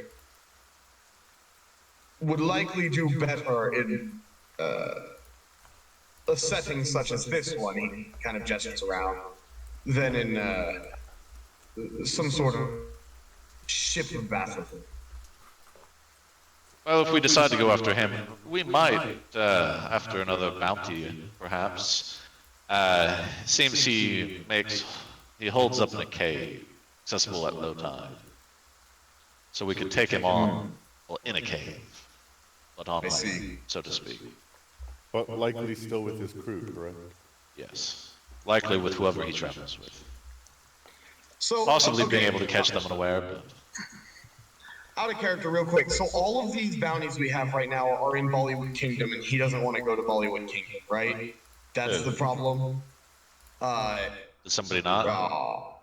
Didn't Enzo basically Enzo. said, "Yeah, I don't want to go there. Oh, okay. yeah. We Enzo got said he didn't any want to. other options?" It's like, well, there's re-looking through. Some of these bounties are pretty fucking high. I mean, it's essentially this breaker guy I'm talking about. Do you wish to show any? I can always. I'll show breaker. Yeah, I'll show breaker to them. So if you're not wanting to go to Bollywood, then hold on. Watch this be in fucking Bollywood too. Hold on, let me see. Where is this? This is gonna He be like is, South- even if he is in Bollywood, he's in like a cave. Well, before I show you this one, or as I show you this, none of you are wanted by the Marines, right? No. Not as of yet.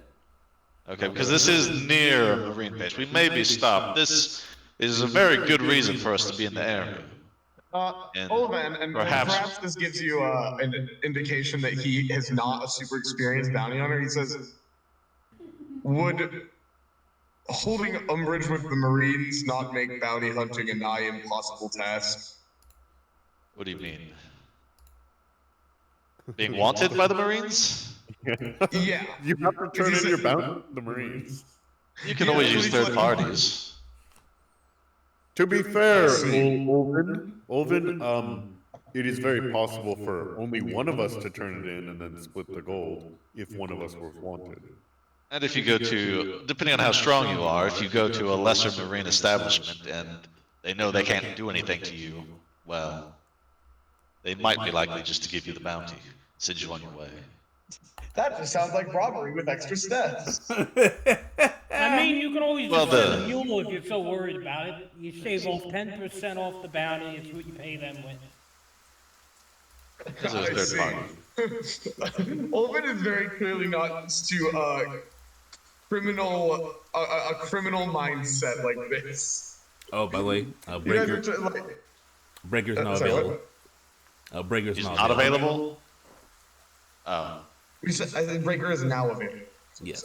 Oh, okay. I thought you said not. But he's hold on. Okay. Where's the compass on this map? So I know I'm. Is it just northeast, southwest, standard? Yes. I should definitely add a compass to this. It's southeast of here, down by the Marine base. Southeast.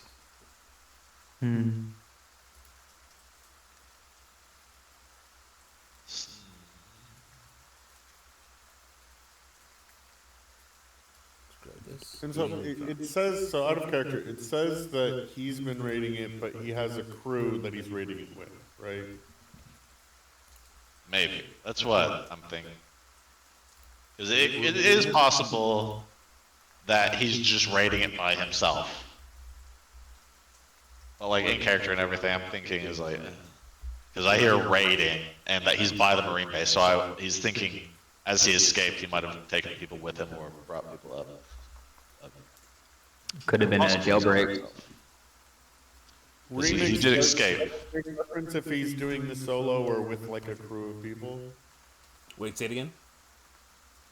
For Breaker, is there any information whether he's doing it solo or with a group?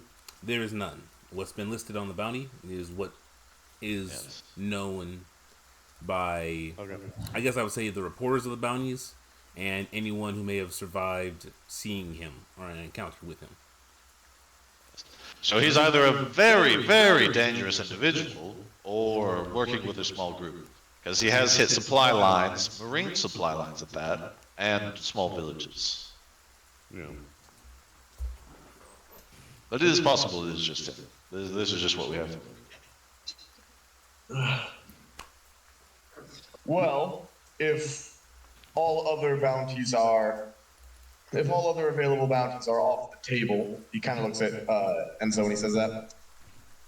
It would seem this is the last option we're truly left with. Those were my more entry level bounties to get a feel for where we're at as a group. I ain't got I no could- issue going after this Breaker fellow. This does sound. I'm one voice out of the few of you. Me and Kaijin want to turn to each other and kind of talk amongst ourselves and just gauge how each other feels about this bounty. As you, I would say it is. It does seem that the risk is more on you all for this one. So kind of having a sidebar with Kaga. You know,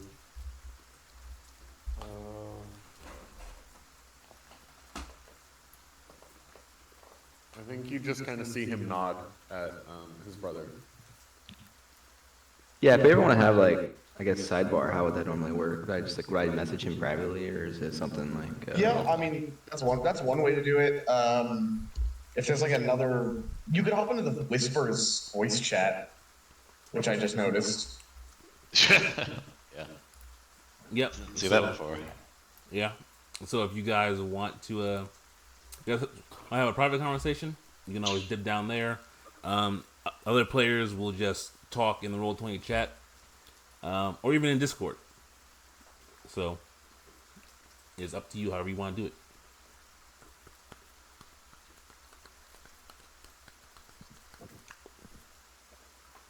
All good? Got it. Yep. But since you guys are having such a big discussion about this, who else wants to roll me a D100 besides Edison? Sure. To decide what? 83. All right. Should we all be doing this, or No, Just one. I only asked for one person. okay? 83. So you'll notice that the rain begins to slow, and the dark clouds haven't completely evaporated or dispersed. So it's still, kind of gray outside, but at least the rain has stopped. So I would kind of know, how far away are we from the volcano? Volcano. Like days or? Let's see. And what volcano are you referencing? The On Vino. More specifically, around where the Thunder King is. Oh, gotcha. Oh, okay. Yeah, I know the one you're talking about now. Let me take a quick look. Blah blah blah blah blah blah. All right, so traveling on foot, you'd probably be about 2 days away. Okay.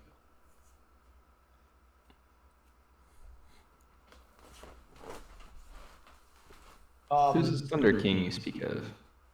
Yeah. Do you ask me? Yeah, I was like talking to your character. Because I had brought it up before. Are you guys sidebarring or? Oh, we just messaged each other privately. Okay. Though. So if you're bringing back up the Thunder King, I said he's is he's not that new, right? Or is he fairly new? Remix. He's kind of a new-ish, kind of known problem. So I would say before he was just kind of like a regular egotistical kind of thug. He'd show up a bit here or there, but recently he's gotten like much bigger, and that's where the rain stuff comes in. It's like, well, he was just a normal-ish bounty until all of a sudden he seemed to spike in power. Now he makes his residence here, extorting from the vineyards. Tempting though it would be to take down such an opponent, he sounds, and feel free to correct me on this, quite powerful. Yes. It would seem our time currently is better spent learning our compatibility with one another in a combat setting, as it were. Hyjin and myself agreed to Breaker. We are fine with taking on Breaker if the group agrees. All right. Very well. Are we all in agreement? Seems like it. But Perhaps on the journey, we can test each other's strengths. Maybe learn how to create a fluid fighting dynamic. Hopefully. the fighting dynamic is two people stay in the back. Everybody else goes forward except for one guy who finds the nearest bush to hide behind.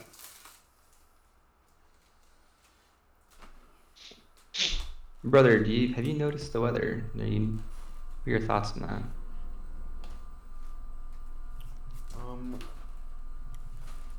Remix, is the weather particularly like having studied weather a good deal? Is this like very abnormal for how it's been fluctuating? I would say yes. It definitely is abnormal. It feels like there's an outside influence affecting the weather rather than a natural occurrence. Do you think we'll be safe for the journey across the seas? I mean, I guess we got here with the help of old Smokey, but Oof. Well, okay, so the skies are really clear right now, right? Not exactly clear. They still have the dark clouds in them. It's just not raining. Okay. Yeah. I think that if anything else, I can still steer us away from the worst weather. At least, barring outside influence. There again, this is an unnatural occurrence. Maybe a devil fruit user. We expect the unexpected on this one.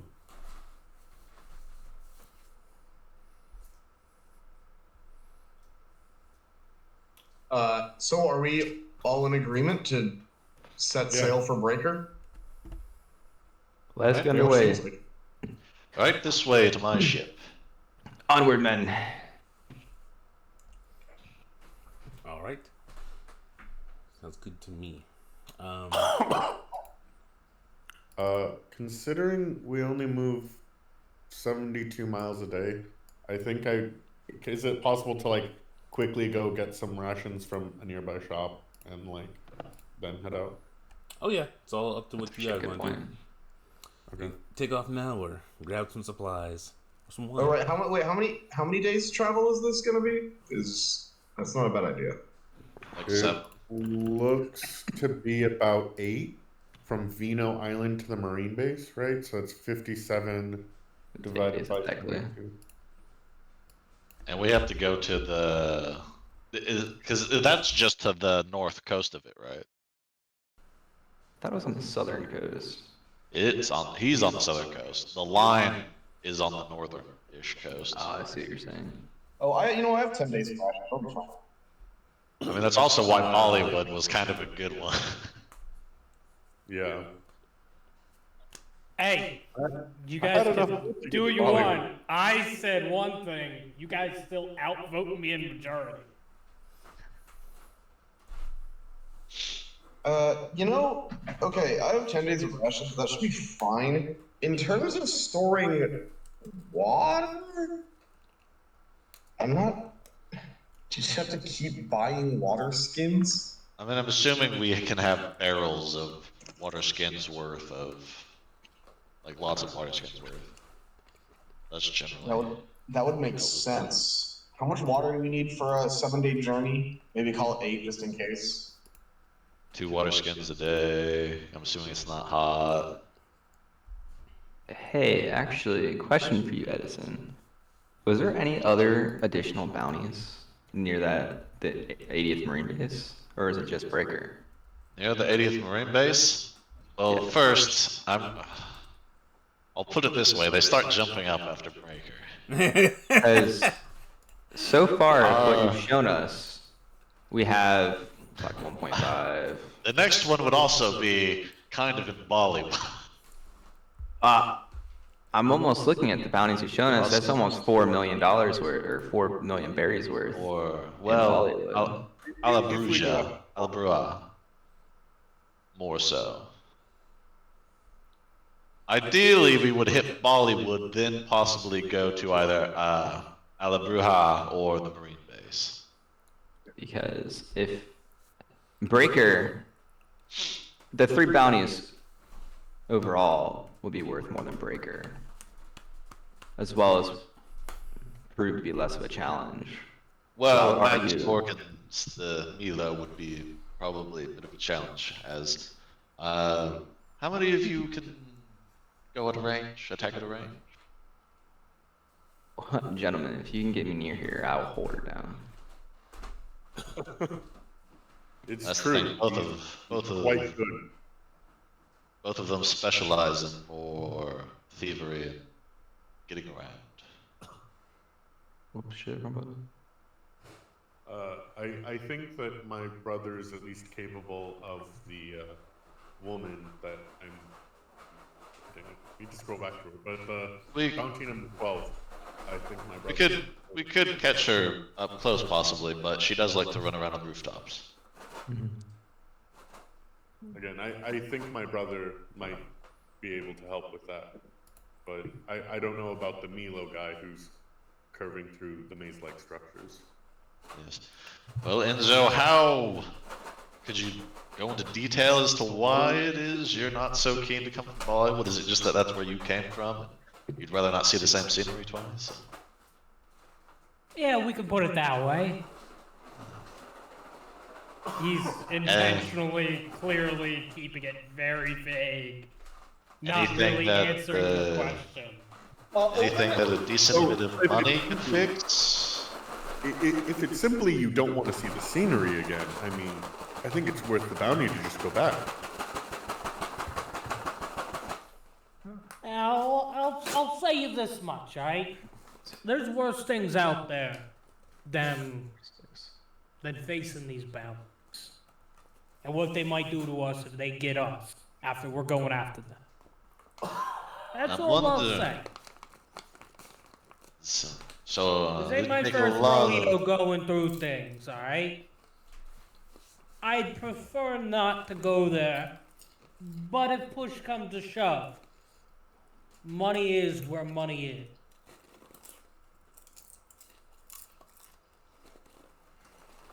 I'm just wondering as if any of these targets might put you in better standing, or if any of the money might be able to go to some people to help you out. There's no amount of money in this world that can fix certain things. Oh. Money could change people. It ain't a miracle work. Do you feel safe on the scrap shore? It don't make a difference where we go. Doesn't make a difference where. They're everywhere, are they? Okay, roll me one other person. Someone other than Enzo or Edison. Roll me D100. You got it, boss. I was looking at that. There it is. And just to be clear, so far this whole conversation has been going on the docks. Yes. Jesus Christ, I cannot believe this. Is there... Okay, so it is exactly 8 days to the Marine base and exactly 4 days to the Bollywood Kingdom. I just did the math, by the way. Sorry. Nice. Let's see here. Where did I put it? Because is there like, if you're on land, is there just like free sources of water for you to like barrel up? Depends on where you are. Sometimes you'll have to buy the water. Sometimes you'll have to. Sometimes you can just go to a river and fill up. For here, you would imagine, yeah, if you go into like the countryside, you could find a stream or two to just fill up some water skins or some barrels. Okay. I was gonna say, yeah, some barrels. Do you have in mind how much a barrel does for water? Well, let me check. Let's see. Because there are actual in the 5e. I believe it does actually give you. So one barrel can hold 40 gallons of liquid. 40 gallons? How much did you need per day? Was it 2 gallons? Yes. I believe a water skin's a gallon. Holy fuck, barrels are heavy. Yeah. Especially full of water. Yeah, I was gonna say, fucking water's heavy. Oh, I mean, the barrel by itself is 70 fucking pounds. Rolling that motherfucker. Barrel would last us 8 days. As a group, or? Right? 5 divided by 40 gallons? Or was it 2 gallons or 1 gallon per day? 2. 1 gallon a day, 2 if it's hot. I thought it was 2 gallons a day, 4 if it was hot. How much is a water skin? Is it a half a gallon or a gallon? Water skins, 4 pints? Remix, how many gallons of water do we need to survive for a day going on the ocean? 1 gallon per day, 2 gallons per day if it's hot. Okay. Okay. So we need 5 gallons a day for the group minimum. I'm gonna So start a barrel fucking- would last us to marine base. Yeah, actually, that's right. Yeah, 40 gallons. Or we yeah. could get just 2 barrels worth. Yeah. Be safe than sorry. Yeah, that I Probably was have just also longer thinking. journeys. Yeah. So it's gonna cost someone 40,000 berries for that. That's just for the barrel or for the barrel full of water. Well, he said we could barrels. If we go get it ourselves. Here. Gentlemen, I am used to living off the land. I can most likely find us some food and water for the journey if you let me forge. That's good, but we do need a container to put it in. We can't just like cup our hands and carry it around. Like 8 days worth of water. Well, that's what the barrels are for. I'm assuming you all have Yeah, a yeah, water skin or 2 on you. Can all you give me perception checks? Perception. Oh, fuck. Sure The can. longer we're here. Where's my character sheet? I just use my passive perception, I assume. All of the bounties has pushed my character sheet down.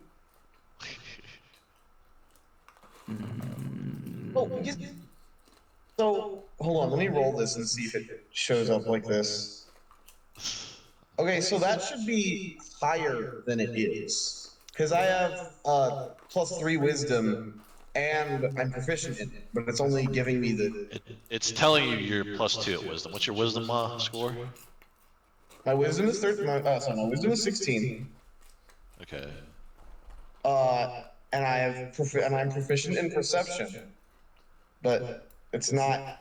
It's your wisdom. calculating Your that wisdom level. is calculating as 2. That's weird. On my sheet, it's showing me as 3. Here, hit your wisdom, just straight wisdom. I don't see his. Oh, can you change from rolling to GM to rolling the public? Oh shit! Oops. Oh wait, was I looking at the wrong person? Probably. I was looking at Bullfrog. Yeah. Okay, let me try now. There you go. Okay, well, it's the exact same roll that I got in GM. You're just not proficient, so you have to check next to it. Check next to the. No, check the box it next is to checked. Oh, it is checked? Oh, Have you okay, fucked so I just something? checked it and unchecked it, and it looked like it fixed it. Yeah, this one but was so- 11 plus 3. Okay, so I should have gotten a 6. Okay. Curse you, jump gate. Shouldn't have done it. I knew better. I knew better.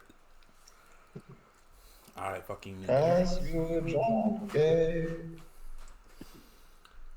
Okay. So let's see here. 9, 19, 18, 4, and 14.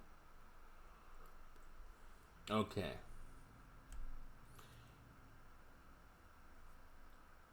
Kaijin and Edison.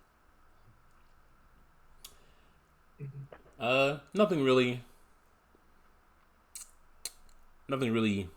too odd, but you do notice that a few guys with swords and these odd weapons, almost like claw-like blades attached to their hands. They kind of have them pulled back, so they're not extending past their fingers. Are kind of just gathering over by this general shop right here.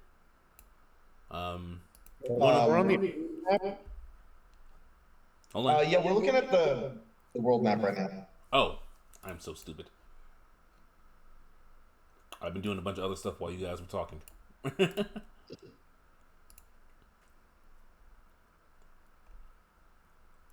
Can I make a history check or something? See if they're familiar to me in any form. Sure thing. Go ahead and make Can the I check. also history seeing them gathering? Sure. What are you looking for? Who did you say noticed these? Edison and Kaijin. Okay. Damn, 16. And then, Kaijin, what are you looking to get out of your history check?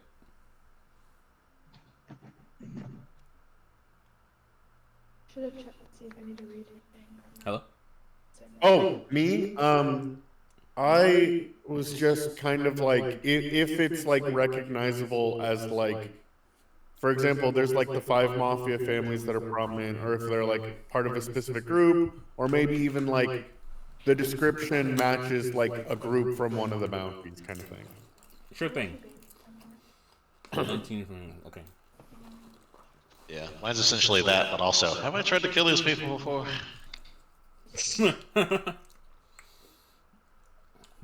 gotta roll a history check to remember who you killed, bro. That's crazy.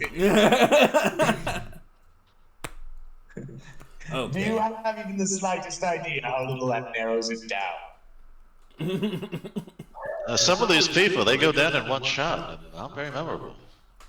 Little My name pay. is Antoya Montoya. You killed my father. Prepare to die. Who?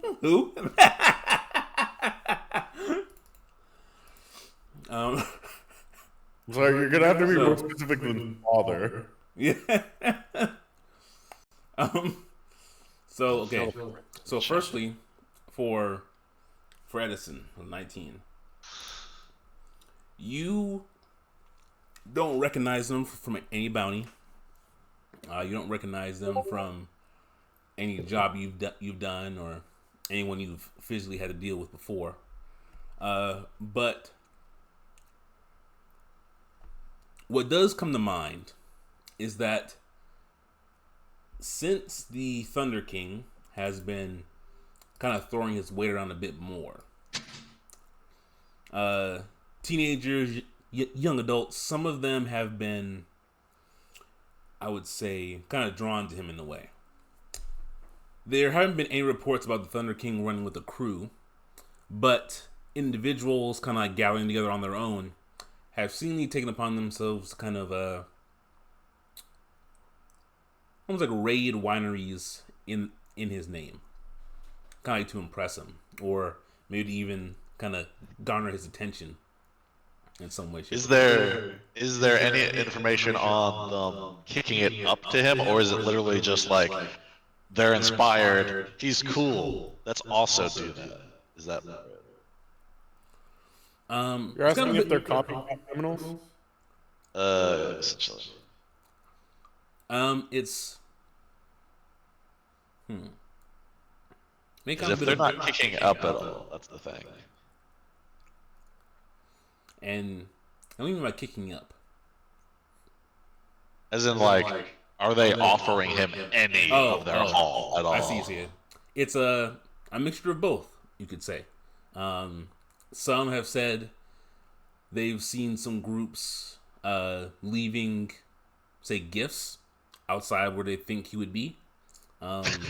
Others might be copycats. Just out in the fucking rain. Yeah. So possible copycats utilizing his name to... Okay. So, yeah, kind of depends. For you, Kaijin, let's see, what, 16? Mm-hmm. These guys aren't recognizable from any of the 5 crime families. They seem separate. Their attire is different, the way they carry themselves. You're not sure. You know that for this island, the Sibo family is usually very active here. So if anything, you'd probably expect to see their family members or their acquaintances roaming about if you are worried about that. But these guys don't seem to be involved with them, at least from you looking at them. Yeah. Other than that, no real pirate crew that you can think of, and no real other rumors. But yeah, those 3 would just have kind of gathered over time, just kind of as you guys were having your conversation. Are they watching us, or just kind of they just happen to be there? Kind of. Well, you said that they look like they're about to rob or like they're casing up the store up there, right? Well, no, they're just kind of hanging out at the store, at the general store. Okay. And Are they looking in or looking towards us? It's kind of a mixture. They can't really seem to, control where they're looking. Sometimes they look at the store, they look at you guys. Sometimes they'll bring out a pipe, kind of spark up whatever it is they're sticking in their pipe. Sometimes they take out the sword and kind of peel an apple. Periodically, is it possible to do an insight check of are they just looking towards us to be who's watching us, or if they're planning to attack? Sure, go ahead. Give me an insight check for it. Insight check. And as he does that, I'd kind of give a nod in their direction to everyone else and saying, just some local goons or thugs. Shouldn't be too much to worry about, even if they do cause any trouble. So 15.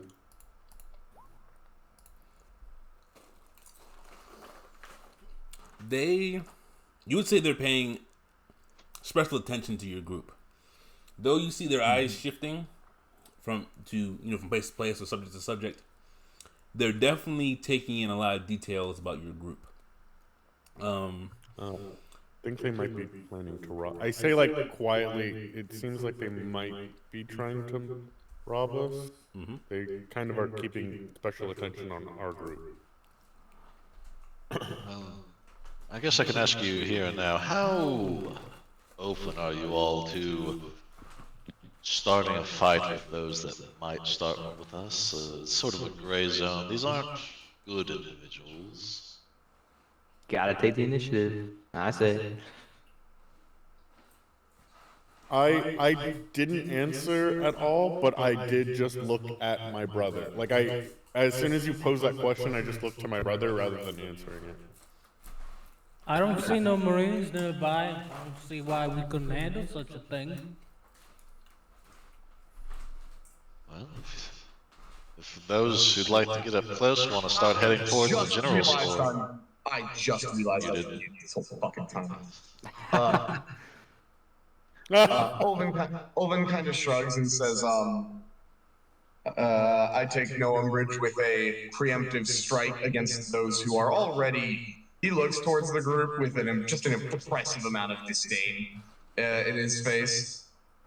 I'd say, perhaps don't go for the kill. Ill-doers, perhaps don't go for the kill. I'm not sure how new they are to the game, quite what they've done. There's been a number of groups popping up. I want to go up to Olvin and say, well, friends, shall we test our mettle? I see you're also one who likes to get up close. Olvin kind of looks at you and he says, very well then. Have you guys been doing that out of character? Have you guys been doing that that movement thing where it shows almost the line of where you're going? Or do I just kind of pick up and right click? Oh, I thought you were talking about the measure. Yeah, how you doing that? Holy shit, hold on, slow down. Pick up your token and right click on spots that you know. Oh, okay, and do I just... Fuck, every time I right click it wants to pan. And then I think if you drop your character, it moves your token along that for everyone, maybe? How do I cancel? So, the way it works is this. That. When you're dragging and dropping your token somewhere, you can right click to get a measure that only you can see. If you right click a second time, you set a point as if you're rounding a corner. And on your own personal view, you'll only ever see the marker as you're doing it, and then your token will just stop wherever you end it. However, for everyone else, it'll show you following that path. Okay, cool. Cool. You can also use your arrow keys to move one at a time like a cool person. Bam, bam, bam. I like how it yourself, right? Yeah, I like how it shows actual movement too. It's not just fucking teleport.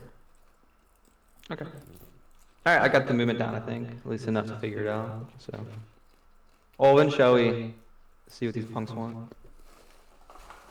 I don't see why not. As Olvin will start walking, obviously walking towards the punks in question. I don't know if they might react to that before he walks all the way over. Well, let's No, they seem to be as you guys start walking over, they seem to kind of stand there. Like one of them will look around and just kind of like confirming that you're actually like walking towards them, as trying to see what else you might be walking towards. As Alvin approaches, he says, "Hail and well met, strangers." One of the guys in the middle laughs. What's up with that way of? What's up with your tone, man? No one speaks like that. Clearly, you are proven wrong by my presence.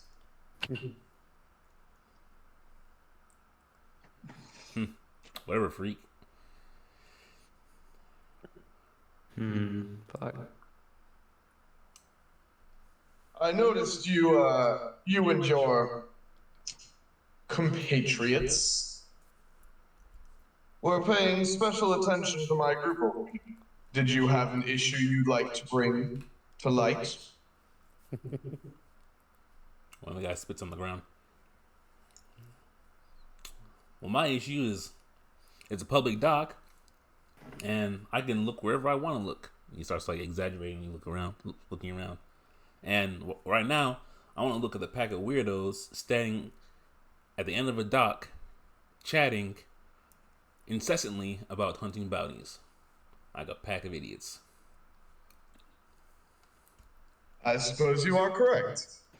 I've no grounds to criticize you for looking.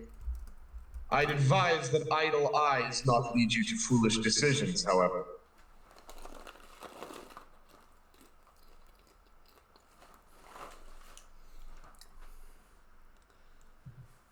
You hear this guy?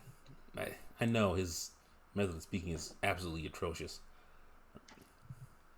Look, man, we're just thunder chilling. Oh, my character actually laughed. Kill. Thunder chilling.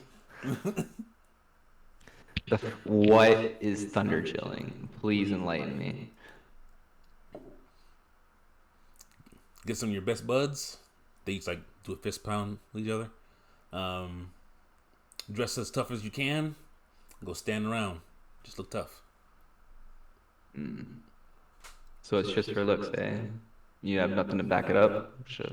Olvin, when they say that, actually, Olvin just kind of shrugs and says, "Very well then." And he's just going to start walking away. He thinks these guys really aren't worth the effort. I mean, it also just seems like they weren't going to like attack. Yeah. They were keeping an eye out on bounty hunters when they are basically people who are kind of committing crimes every so often. Yeah, Olvin has come to the conclusion that this is a dry well. This isn't going anywhere, and these guys are just like random punks. So I'm gonna walk back to Edison and Kaijin. I'm gonna notice Enza disappeared. I never noticed him where he went. However, I'm gonna bring up those kids are thunder chilling. However, and all that is just looking tough. However, I partially am thinking they may be scouts, noticing newcomers in the pier and the ports and reporting back to someone higher. Fair point. They're obviously not strong on their own. All right. Anything else for you guys? Remix, just to be clear, the insight I did just gave me information that they were focusing particularly on our group and nothing else, right? Correct. Okay. And okay. Before I continue, does anyone else want to do anything or ask anything?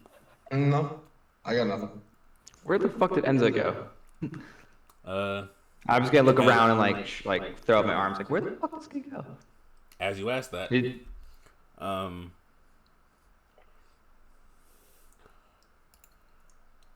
of the guys is like, "Move, move, move now, now, now!" And two of them like pull out these like round orbs, kind of like bombs almost, but they're pink. And with their fingers, they light a spark, setting the little rope on top of it alight, and it begins to burn out. They chuck it in your direction, and as it lands, it's going to explode. I want everyone to give me con saves. Everyone except Enzo. And we lost someone too. Bullfrog. Oh, we lost Dust. Hello? Hold on. Oh I yeah, can hear he's you, on alright. ground. Yeah, where is he? Does somebody want to ping him? It says he's offline, so I'm almost wondering if his internet. Well, went that's normal. Yeah, I think he's got invisible on. out. I DM'd him. I fucking failed. Uh-oh. He disconnected and he just sees that we had to roll con saves. There he is. Welcome back, Dust.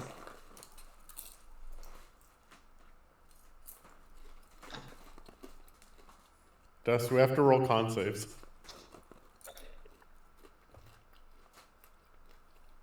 He's typing on Discord. Internet went out. Probably Dust, reconnecting on his if you phone. hear us do a con save. Hello. I'll do it for him. Yeah. Hey. Bar. I'm awake. Welcome. Welcome back. Save. Con save. Uh-oh. They threw bombs at us. They threw weird you purple guys. bomb things at us. 0. Uh-oh, sisters. You have a minus in your constitution. Yeah, I have a -2. Unbelievably good. I'm waiting until we hit level 4 so I can only have a -1.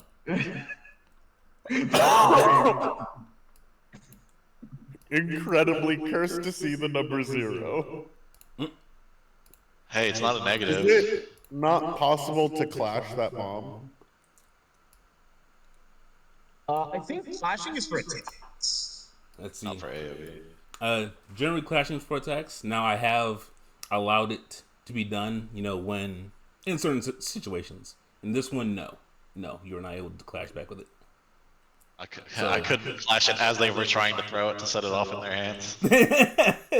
That's what I was gonna ask. Yeah, my first I'm- thought, admittedly, when he started talking about bombs, I was like, what if you just kick it back like a soccer ball? Yeah, I'm back here with my rifle ready. Oh man, that Enzo guy. Ooh, that played himself at the party. Wow, that guy's smart. I wasn't expecting them to come back to me. That's interesting. So let's see here. I just realized you rolled a 0. Holy shit. Yeah, he did. And Edison, well, for Uval, you set back. And for Edison, what were you saying? You kind of just stand there. Because I think you did disconnect through part of that conversation, but... I was just saying, if I had seen them trying to throw a bomb, because I was standing here ready if I could shoot it, but if not, cool. Shoot it out of their hands.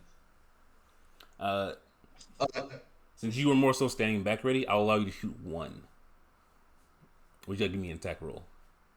Are they all throwing bombs, or are you mean the person?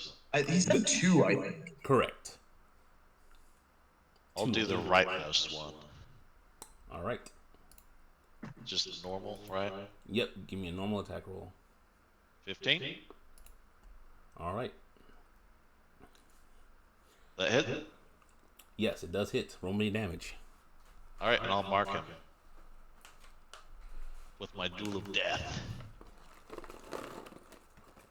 All right. I will say, Olven was absolutely at his back for the negative when this bomb hit him. He was not paying attention to that. I think I was doing like a little spin maneuver with my arms. I'm like, where the fuck did Enzo go? And then just bam. Bam. So is this like What does this explosion look like? Is it like It's a gay smoke? bomb. Give me 1 second and I'll describe it. Gotcha. Have you ever seen Brickleberry where they drop the fucking? I think it's called it the gay bomb. I mean, the gay bomb was a real. Well, it was never used or even treated, but it was a real theoretical. Oh, what the fuck? Wow. Sweet Jesus. I was like, who entered the Discord call? Okay. I have I can successfully always turned tell when you people have down. never used the Discord bots. They always freak out at the volume. Yeah. It was loud. Well, so I always think whenever somebody drops a music bot into a chat apropos of nothing, I always think that one of my tabs just started yelling at me again. And I'm like, wait, which tab do I have to close? Who's doing this? Like, damn it, am I watching Naruto in the background? What's happened? I know, right? So, as Edison has shot one of the bombers, he's dropped one of the bombs near him and his allies. The other one was able to throw his, landing amidst your group, and you would see as it begins spinning around, it releases a pink mist in the area. As everyone makes a con save, let's see, 18, 21, 13, 0. Kaijin and Edison, ironic, both of your eyes begin to sting severely. Shit. You two are now blind. Ah, joke's on them. I'm half blind already. And let me just, yep, throw on this. Throw on this. For Oliven and Kagatsuchi, you two are fine. Though you feel a bit of tingling in your eyes, you close your eyes and bat the smoke away. Just kind of coughing out a bit. Enzo, since you were involved in it, you are immune to this. As this happens, I want everyone to roll me initiative. You For got it. those new to Roll20, you want to click on your token, and then click the initiative button. Yeah, I'm glad you said that because I fucked that up. Oh, fuck. Damn it, I didn't click on my token first, and I knew that was the thing. But you can edit your number once you're in the turn. Yeah. Well, I'll roll it and I'll just... Oh yeah, and do we, like, we've just been, for those who've just been blinded, do we know, and like down the line, are we gonna know if it's like end of next turn, or is it just when it disappears, or if we need to take an action to like splash our eyes with water or something? Well, right now, so long as you stay in this cloud of dust, you feel like it's gonna last forever. Okay. So, so for right now, yeah, it just feels like that. And you do not Damn know glitter bombs. and you do not know exactly when it will end. I don't know what's going on, but I can't look at me. But I do see my name very ghostily on the thing. Oh wait, can you start over again? Because you got cut out for the beginning part of that. So like, whenever I try to click on my character sheet, it just has the ghost thing of my name on the map, but it won't open my sheet right now. I don't know what's going wrong. I hate this You thing. want to share your screen? just try refresh it. Try refreshing your... Yeah, try Fair that enough. real quick. The old IT solution. Yeah, reboot. It sounds like something that's happened to me before. Yeah, I've had times where like my character sheet window has disappeared and I wasn't able to get it back for some reason. And then there was the good old time where everyone but my character sheet turned into a spawn or a shadow. That's just called getting killed by a shadow. All right, how's that, Assuming you have a good line. Kaijin? I have a minus 0.9. Okay.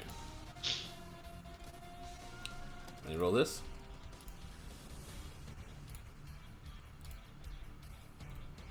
Are they wearing armor of any kind?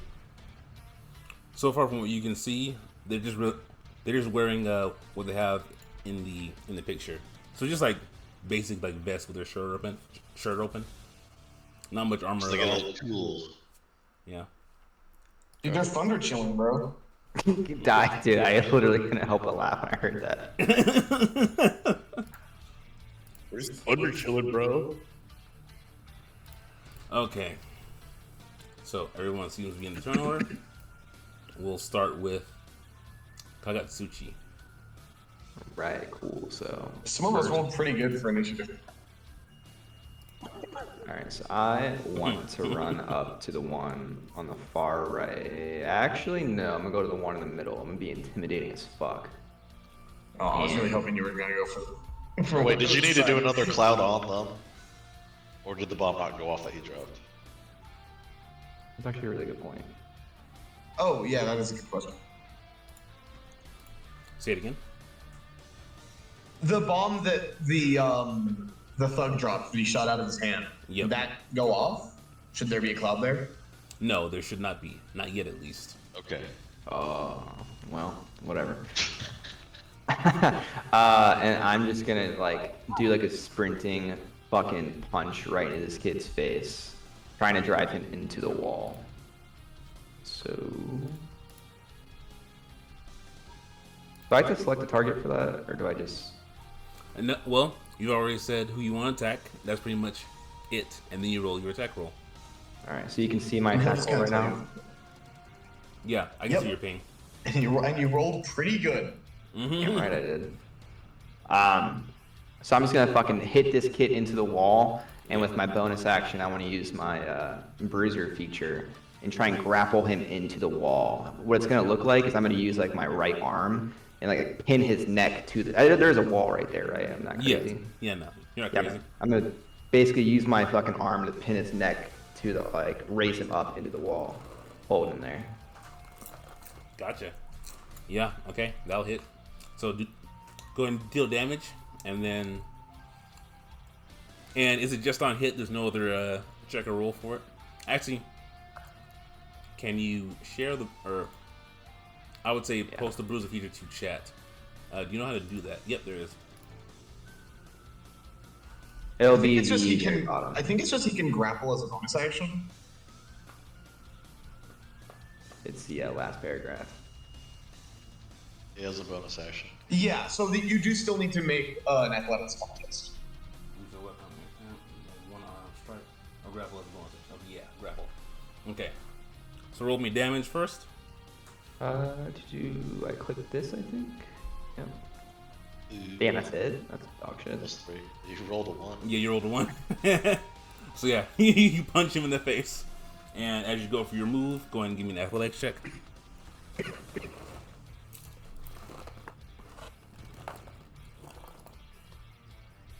Yep, that'll fail. So you'll grapple him.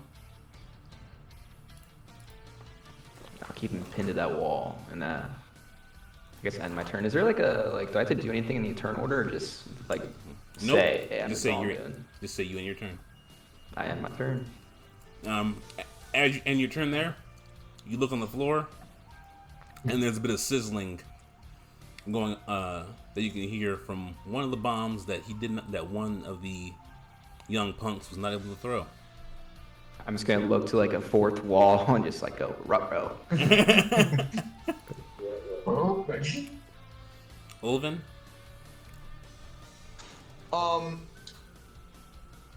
Okay.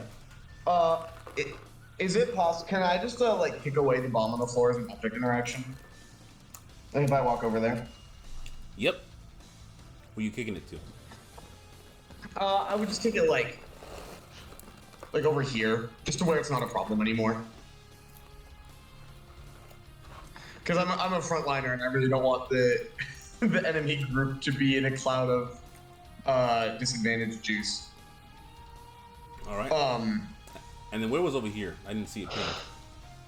Yeah. Like over there.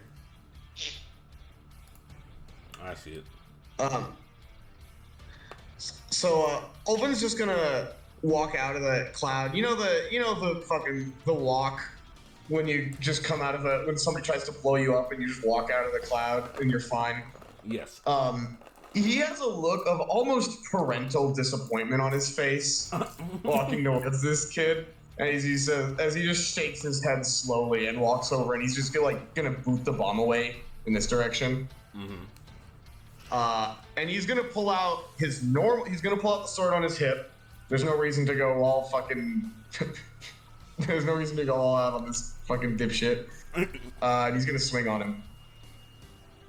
All right, go ahead. One-handed, obviously, because he's holding a sword. He's holding a shield.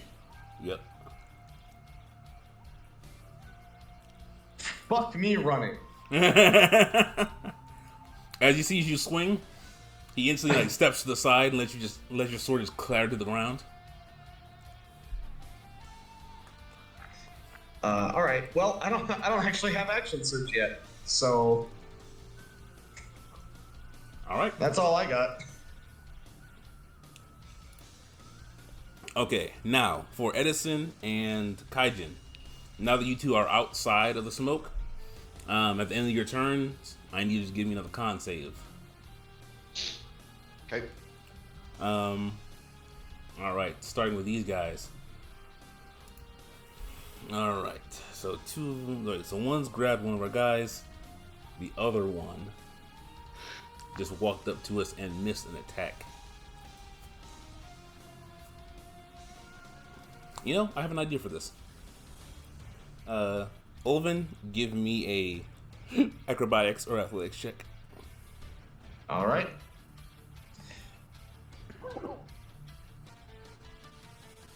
Oops, I accidentally opened the rowboat sheet. You're gonna roll as a boat. I pick up the boat and I walk over and hit him with that. Suddenly rowboat fall from the sky. God. Jesus Christ! Well, he's cursed, I guess. Two not ones in a row. This is the curse. I'm Yeah. He's cursed. I can't even be that mad. I literally wrote the character to be extremely unlucky. Seems No. like you're really Showing. Sure. We meant to did just roll a 2 in opposition to whatever athletics we did. True. So if depending on his modifier, he might still fail, making this the worst grapple in history. It's like watching two 2-year-olds try to do jujitsu. Speaking of jujitsu, one of my buddies just got put on his ass at the range the other day. He was arguing at the range OIC and fucking, I guess the OIC said, fuck this, and just fucking put him on his ass. Hey, fuck you, Marcy. 2 and 7. Okay. So I can do one half, not the other half. Okay, so in front of you, this kid will put his hands to the wall and then yell out, "Go long!" And he jumps up using the wall to balance, and he'll push out and kick you right in your chest with both his feet. Okay. As you go kind of sailing in the air for a second, another one would run up and try and catch you, but it just somehow you just slip right through his fingers and he can't get a good hold. He tries to grab the armor, but it's surprisingly well polished. Fingers just slide right off. So yep, instead of whatever they were going to do, you instead go sliding on the ground, 15 feet away, and that's it. Am I prone or am I standing? You are prone. That's annoying. All right. Instead, so he did that. He tried to do a combination with it. He can't do it. So he's just going to walk over here and focus on the guy who has his bro grappled. Come on, man. You can't be doing this. All right. So for Kagetsuchi, you have this man grappled to the wall in front of you. Yep. All right. Let's see what we can do to, make that not as nice as you thought it would be. Storm chill this, bitch. And please, for Or the love thunder. of God, let me hit this. Oh, 17. Oh, that matches my AC. Yeah. Lovely. I don't remember, how's that happen? What happens if you match? Needs beats. Meets beats. So if you match the number, then you succeed. So as you're holding him, let's roll this damage. You feel a stabbing sensation in your stomach as he's kind of extended the claws that are on his hands, like right next to your ribs, and they've jabbed you right into the stomach for 5 points of damage. 5 points of piercing damage, I should say. Okay. Okay, so let's see. Now, these games, when you take damage, you can go into your... What in the flipping world? Are you gonna counter it? Are you gonna clash? Luge? I gotta read that shit again, like, if that's the case. I'm trying to figure out how to get my HP to even work, so... If you think you can roll better than a 17, then you count or clash. Now for total... Or if you don't want to risk it, you can just counter it. Try to No, fucking hit him. for total, it would be a total of 20. Okay, so you have to, you have to roll above 20. It's probably safer just to counter. Well, there's one more attack, right? Or did this guy already use his action? He already used his action. Okay. So, So when that's he was the only attack coming. when he was going for that little team technique earlier. So yeah, technically you might as well go for the roll. Counter? Okay, so that's how clash works. Wait, what the flippin'? I don't think I'm... Oh, that's why. I think I'm gonna You keep just have to my beat reaction, 20. Okay. just in case old boy wants to move around or something. Yeah, if you want to avoid all damage, you'd have to do 20. If you just want to counter and do max damage, you just have to beat a... whatever their armor class is. Nah, I don't Not trust very myself to beat a 20. He's also already rolled damage, so I don't know. So I'll just take the hit, it's fine. 5 damage. How do I... Like my character sheet took the damage. I'm not seeing it on the actual map itself. It still says full HP. Hold on, let me check real quick. It could just be another annoying Roll20 error. I mean, it's not like... It doesn't really Yeah. bother me because like the character sheet's up to date, so who cares, I guess, but... Yep. No, I understand. I'm just gonna refresh real quick to look. But that's okay. I was changed on there, but it's all good as long as you're making sure that you keep track. It's all good. Yeah, I didn't update the map, but my character sheet's up to date, so... You can just now if you left click your token. Oh, there it goes. It Then you updated. can click into that green circle above your head and change the number as well that way. Ah, wait, hold on. If I do that, is it edited on the character sheet? I don't know. It's not letting me change it in the green, but it's fine. It's fine. I know what's going on. And you aren't going to do anything. You're not going to counter anything. Just No, gonna- I'm gonna hold my reaction. I'm just gonna take it. Yeah. Okay, works for me. All right, that's it for these guys. Edison.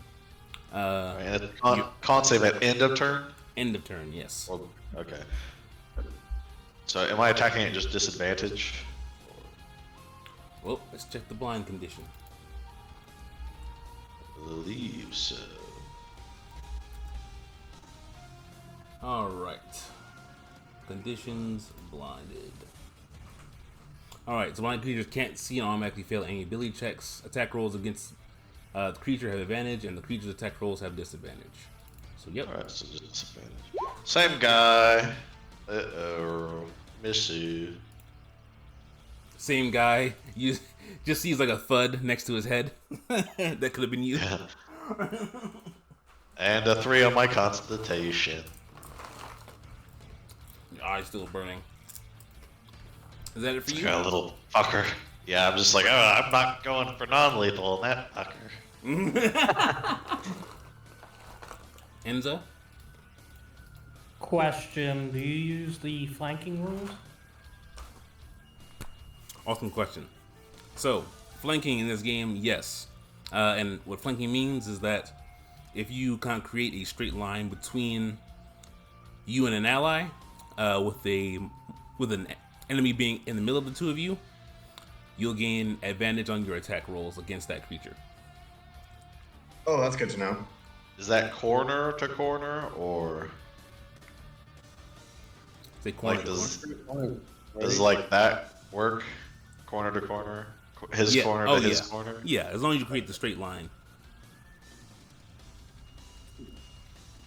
Sorry, I have to load back into the game because Roll20 is screwing with me too.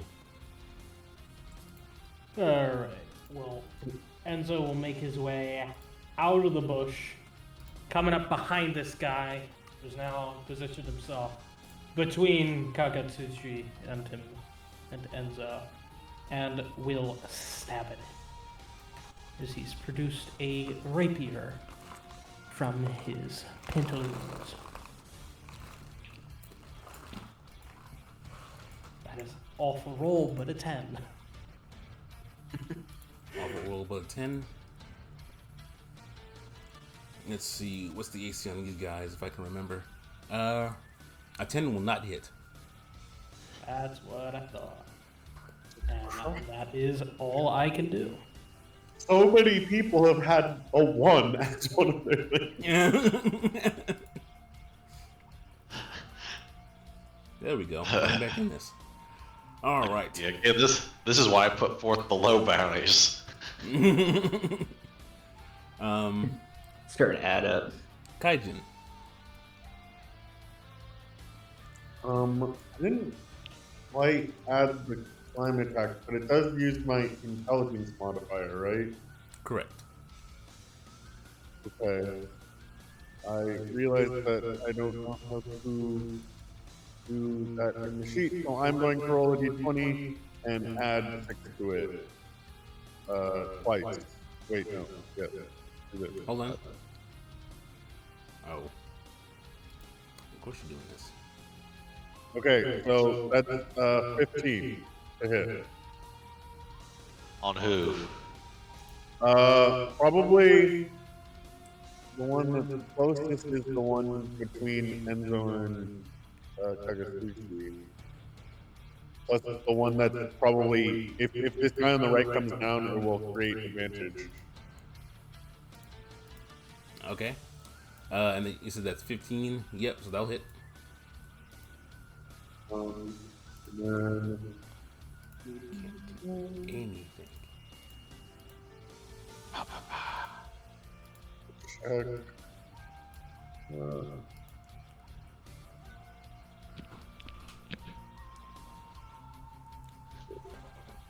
Here it is. Okay.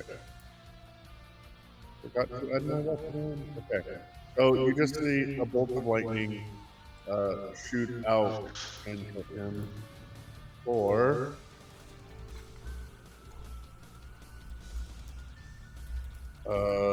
7 damage.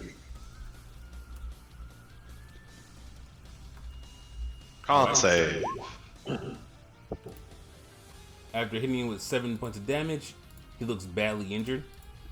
And what does it look like when this attack is launched? Like I said, it just looks like a giant bolt of lightning shoots out. Also, where is the bomb? The like fizzling bomb? It went off to the right. Yep. No, not the one that attacked us. The one that landed at their feet after getting shot out. Yeah, he kicked it to the right. Oh, he kicked the other one? Okay, got it. Yep. Okay, then I'm just gonna move because there's nothing else to do with my bonus action.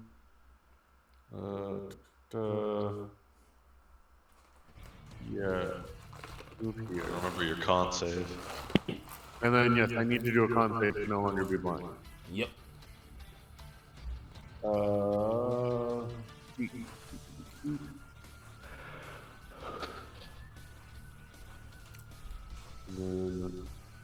Huh.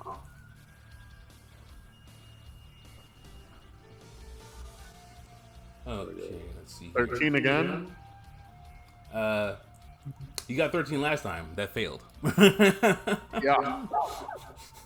That's funny. Just sticking with 13. I told you I'm literally sure. 13 has happened so much. Okay. And that's it for you. All right. Now, as for the bomb that Edison shot out of the guy's hand, time for that to go off. Wait, I thought that one was said to have already left the screen. So, there were 2 bombs. One Okay. in front of the group here. Olivin, Yeah. Olivin kicked that one away. No, he kicked Olivia the other was one in front of the guys. because he didn't want that one blowing up. Yeah. Oh, wait. Oh, I see what you're saying. Yeah, the one that was at the feet of the enemy Nope. got kicked away. Sorry. The one that was next to us should still be next to us then? Yeah, I thought it had just disappeared because it hit their turn again. Nope. My bad. My apologies. I misinterpreted. And then I would have moved outside of it. So if you put it, Yep. Okay. If that is the case, then I use my bonus action and the bomb. No one can really see me in this thick cloud. The bomb goes 20 feet into the ocean. Which ability did you use? I'm pretty sure I know. I am shooting a large gust of wind. Perfect. That takes care of that. That's what I was going to use my bonus action on the bomb next to them, but Yep. yeah. Okay, let's see. So that takes care of those 2. And Kagetsuchi.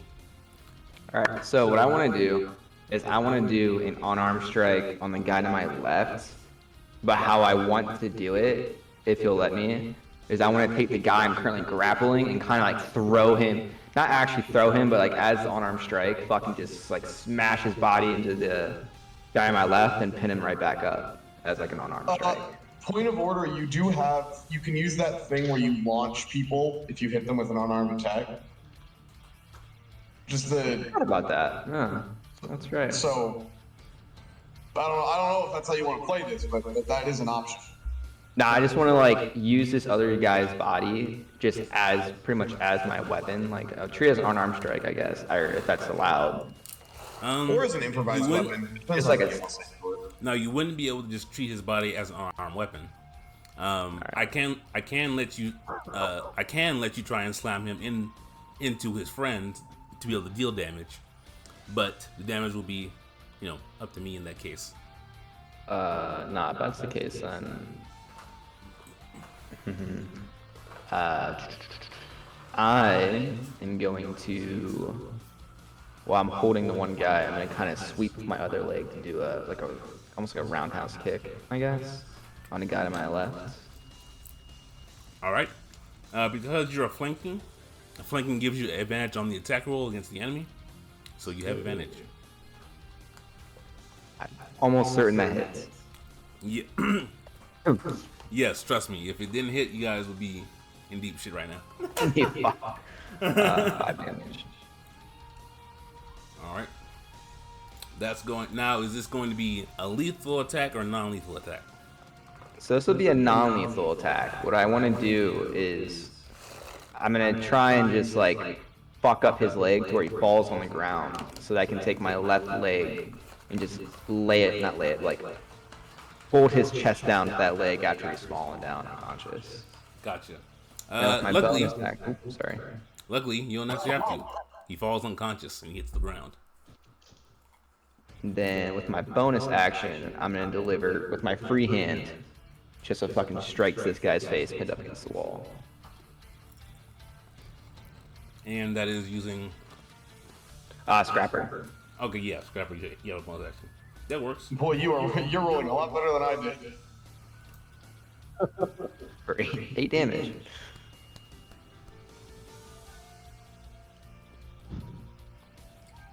And this is also non-lethal? Yes. For now, everything for this battle will be non-lethal when it comes to me. Gotcha. He is also not that. So he fucking just slumps to the ground against the wall. And that's all I'm gonna do. I think that's all I can do. Yeah, that's all I'm gonna do. The guy for 7 damage. Did he have exactly 8 hit points? Wait, say it one more time? When I hit the other guy for 7 damage, did he have exactly 8 hit points? Oh, no. He had about 10. Okay.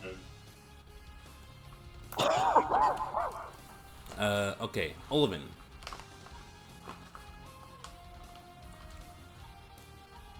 Olivin?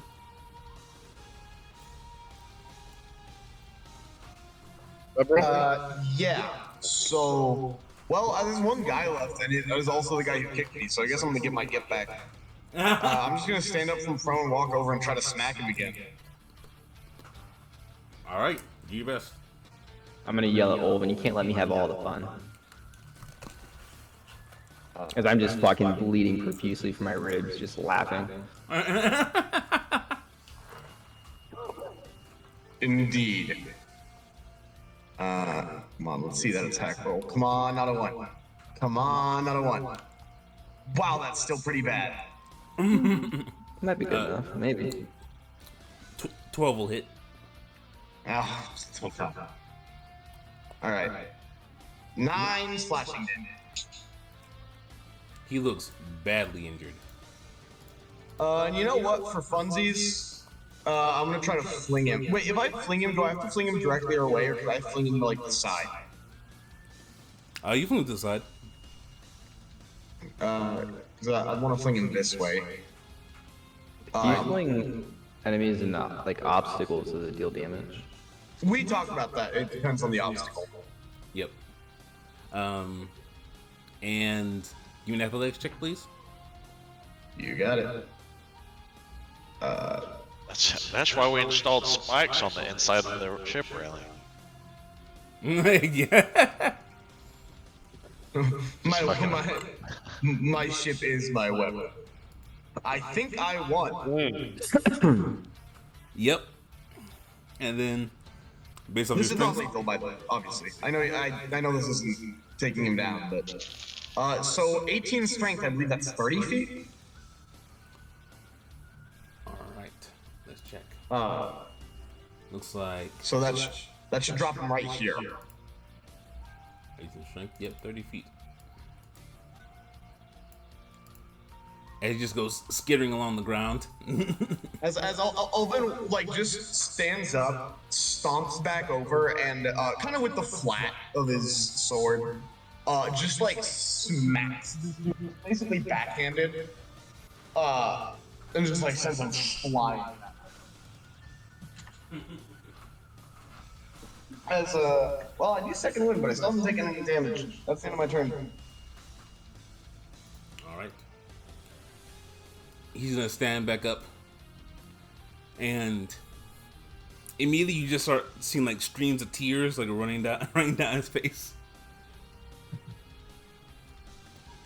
And he's gonna take off running down the side of this building, like screaming for help. Olvin just shakes his head and looks at you guys and says, I do believe it's about time we set sail. I'd say this is why we stick to the plan. Now, Just to ambush them. now technically, combat is over. However, is anyone going to try to pursue? No. And Olvin's not. I mean, it's gonna be kind of F if this guy's like, someone beat us up, and like, misrepresents the story. So. Well, I unless would- you magically have wings and can catch him. If Olvin's just like, yeah, this kid fucking, yeah, the kid learned his lesson. He doesn't care. As the fucking kid next to me, this guy's leg snapped so completely in half. I'll give it one chance at like moving over and seeing if I'm blind. No, so no. I don't go after. Enzo, you're fine. So yeah. I'm gonna let the Openness kid if you're go. just- Yeah. You didn't escape the fight against me. Yeah. Otherwise, it'd be a different story. Okay.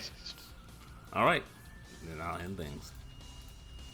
That If I use man. water, Alright. does that fix my eyes, or does it give me advantage, or nothing? yes. So out of combat, Your guys are supposed to open your eyes. out of combat, you start throwing water in your eyes, trying to like wash out the pain. Yes, that will help, and kind of like over the next couple of seconds, your eyes will go back to being normal. Enzo's gonna reach down to the one kid who's kind of unconscious at the moment and just start rifling through his shit. What's he got on him? Because I'm taking everything but the clothes off his back. Gotcha. Got extra shoelaces? Taking that. Got a hairband? Taking that. Okay. This is gonna end up looking like we mugged and robbed these guys. Can you roll me D100, please, Enzo? Gladly. I'd be like, it's alright. The moment they say, we were just out here thunder chilling, nobody's gonna take their side. I almost wanted to leave like a note or something and like just like talking about that. This is what you get thunder chilling in our presence. Okay. For Enzo, as you're going to loot this guy, he's got his obvious weapons, a scimitar, and I would say clawed gauntlets. You see that the claws kind of retract in and out, and they seem to go along their hands with like a little switch that like pops them out. Other than that, he's got 500 berries on him. Looks like a headband with a lightning symbol on it. It seems to have like a signature on it as well, like something written in like black Sharpie. The band itself is kind of all white with the yellow lightning symbol on it, and then the black Sharpie on the side. Oh shit! This guy's from the village hidden in the light, or whatever the fuck that. Hidden in the No, cloud. it's the clouds. Yeah, in the clouds. Isn't the water tribe hidden in the mist? Yeah. Oh, The water wow, tribe. you're right. It's hidden in the cloud. You're right. It's hidden in the cloud. Actually, Yeah, tell me. two quick questions. Sure. The willpower, since we killed, do we get any like willpower XP or like how? Because I remember you said I think that was like XP. Oh yeah. Yeah, since we took out these incredibly strong goons, right? Yeah, dude. Fucking, where's my legendary hockey at? Yeah. Yeah, I got conquerors now, right? I was gonna say I will conquer. So that's all this guy has on him? That's all he has on him. Yes. I was also gonna ask. And Dude. hold on. Wait, hold did on. we get willpower though? Oh, sorry. Hold on. Everybody, slow down. No, fair. Okay. So Falk's good. He's looted everything on his body. Yes, you do get EXP towards your willpower. Each of these guys were worth 50. Is that for the group or is that like per individual? Like, did the takedown? That is for the group, as you all participated. Okay. Did the guy who got away count? Oh, 150. No. I think he said enemies that surrender count. I guess that doesn't qualify. He fled. We didn't succeed in taking him down. I guess. He just ran. Thing. And So then 100 willpower. What's the starting willpower again? I forgot to note that down. 10. 10. Yes, 10. yeah, Alright, 110 willpower. So we got 100 XP. oh, I don't know. I had another. I don't know how it worked. It is like a healing thing I could do, but since I have this like open stab wound, kind of like take this fucking kid's clothing and rip it up into a bandage and like at least aesthetically stop the bleeding, but I don't know if that would be like +1 I mean, HP. there's mechanically, So- you're not suffering a bleed. Yes, mechanically, you're not suffering, so you don't necessarily have to apply any like medicine.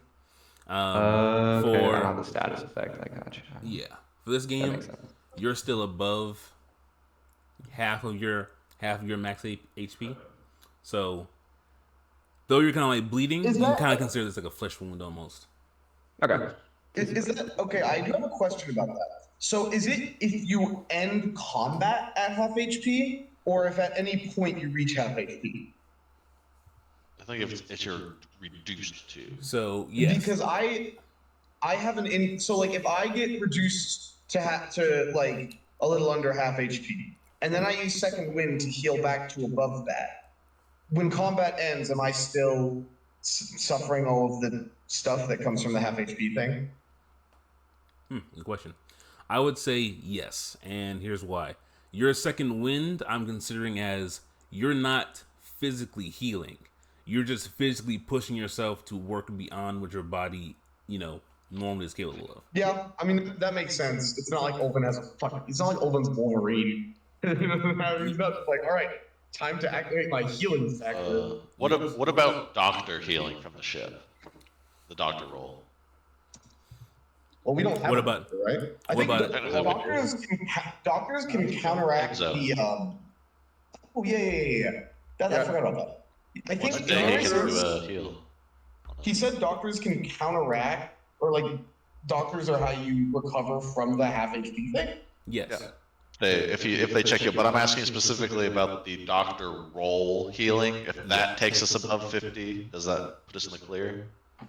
Yes. Well, if the doctor heals you, period, then you're already in the clear from the effect of the half HP. Correct, because all you is just going to go to the doctor, letting him check you out, and letting him work on your wounds so that they can properly heal over time. Okay. So essentially, as long as you have a ship doc roll, you're good. Yep, as long as you can get to him. And they haven't healed you already the day. Yeah. Because I'm assuming if they heal you and then you get dropped back down, it resets, right, to being bad. Correct. Yeah. Okay. Oh. Interesting. So, if you go into a combat healed by the doctor, and you're like just above 50%, and then you get like hit once and you go under that threshold, then you need to see the doctor again before you can. Yes, before you get the benefits of a long rest. You're reopening closed wounds, or at least treating. It also says, I believe, on the day. So if you don't have anything done to you the next day, are you just fine after that second day? Unless it's like a substantial wound or injury. Yes, unless it's so. If you're above 50%, as long as you long rest and short rest, you'll heal normally. Hey, I'm back. Well, man, since, Alright. I think we have trouble possibly coming our way, and the general store is right here. Do we kind of just want to speed things along and buy the provisions and get the fuck out of here? Yeah. Well, yeah. I mean, yeah. Wait, do we have money though? I'm gonna rummage through this other guy. Sure See if thing. he had anything. Again, I'm taking all his shit except the clothes off his back. Roll me a D100, please. While he's I mean- doing that, How much is a barrel again? How much is a 20K. barrel of water? a barrel's 20K. Now with water, I don't know. If we fill it up ourselves, free. Yeah. But do we have time? Do we have time to fill it up ourselves? We can set sail and then Considering head the towards an outlet, I would think, and then use the. Okay, Because now- can my boat take the rowboat? Hold on. So let's see. So, Enzo, for your guy, the guy that you're looting on the ground,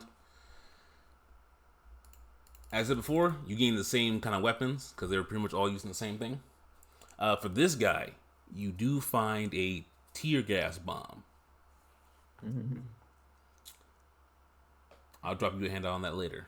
Essentially, it's a 15-foot radius bomb. Use a bonus action to light it. Use an action to throw it. Upon impact, all creatures within the 15-foot radius have to make a con save. DC 14. Sorry, what's going on? Sounds good. He found a grenade that didn't get thrown. And since they didn't have anything of much value, everything but the tear gas bomb, I'm gonna toss into the water.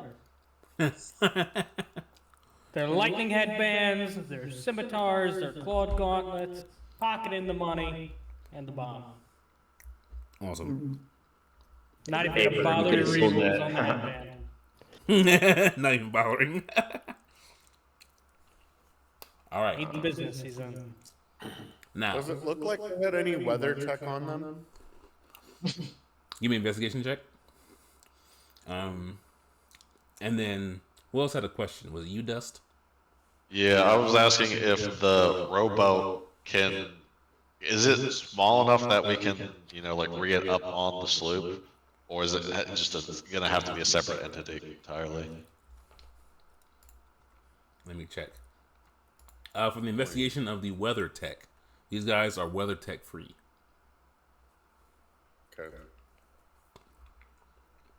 I mean, that makes sense. They're random schmucks. Yeah, but like if they were somehow influencing the radical changes in the weather, It's not them. Yeah, that's what I assumed they weren't. I thought it was unlikely, but you know, No, I again, get it. Worth checking. copycatting, yeah. Alright, I got a question for all of you guys. Yes. I don't know too much about what's going on here with the thunder chillin' or whatever the fuck they were saying. You want more information out of them? Or are we leaving them here? Or you want me to handle it? I don't believe we need anything more with these hooligans. No, they're just another random group. They've been popping up a lot recently. But that.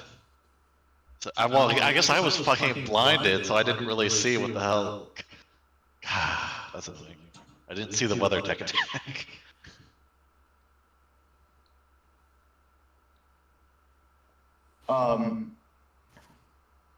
Considering the circumstances, Olvan is very much in favor of, let's just get the fuck out of here. Let's get what we need to set sail and leave. So we just leave them here, or do you want me to handle it? We need to just leave. It's fine. Just, yeah, Olvan. I'm genuinely curious what handling them is. Well, hey, if we want to get anything from this general store, what I am willing to do is I'm willing to put up the money for that initial stockpile of shit. However, I expect that money back in our first bounty as part of my cut. That's fine. It's my ship. I can buy a couple barrels. So I'll buy 2 barrels. What, 20 each, right? Yep, 20 each. Yeah, that's what that document was.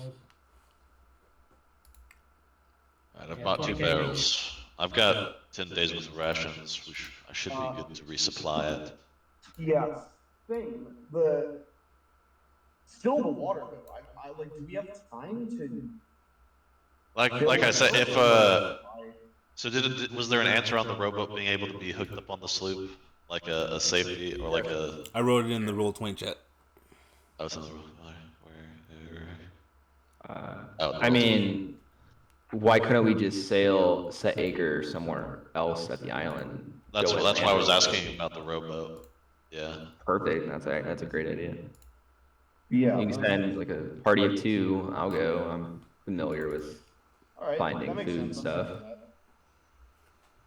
Fill up the barrels and fucking. Okay. So, Everyone in agreement? Yeah, sounds good to me. Yeah, we're all good to go. all right. Everyone begins loading up the sloop. You will stop or Edison will stop and just grab some barrels real quick from the local store. I'll essentially just fast forward through that interaction as you talk to an old man, Buzz Wares. He'll hand you 2 barrels, charge you 40,000 berries each. Or sorry, not each, for 2 of them. All right. And you're good to go unless you want anything else. Nope, Good. I actually have a quick question. My fishing tackle, is that enough for one person? So only I solely can fish while we're at sea? Or is that, can that be a group effort? With just your fishing tackle, only you can fish. Alright, well, I guess as the chef, I'll have to figure it out. All right. Everybody begins loading their stuff onto Edison's sloop, and then a little bit of help. You guys load the rowboat, and nice, you had the picture. I was like a little bottle boat. Ship in a bottle. There it is. Okay, so now it was Enzo. It's been Edison. Who else rolled the D100? Scroll. Oh, I've rolled one, like way earlier, if that's what you're talking about. Gotcha. Enzo and Edison. Okay, so between Olivin and I don't know why I keep blinking when I say your name. Cajun. Cajun. I mean, we're both cursed, so which curse do we want to go through? Yeah, that's why it's not. That's why it's not helping. Yeah, that's a good question. Cajun. Which one of you wants to be doing it? I'll take it. You know, I want to be second to last. I'll take this one. Alright. All right. Let's move you out to the main map.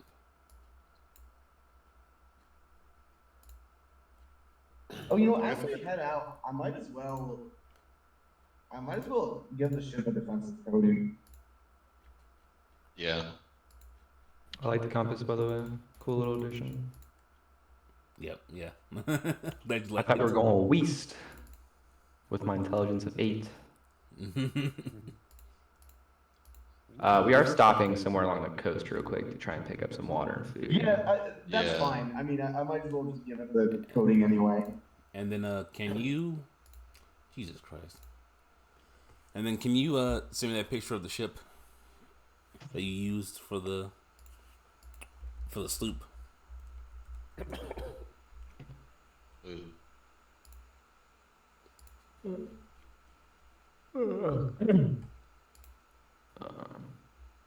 I'm gonna. I?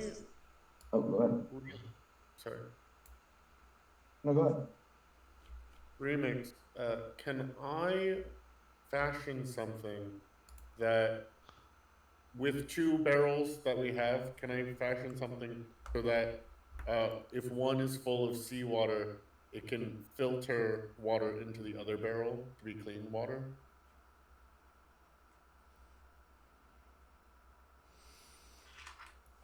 You need to boil water, right?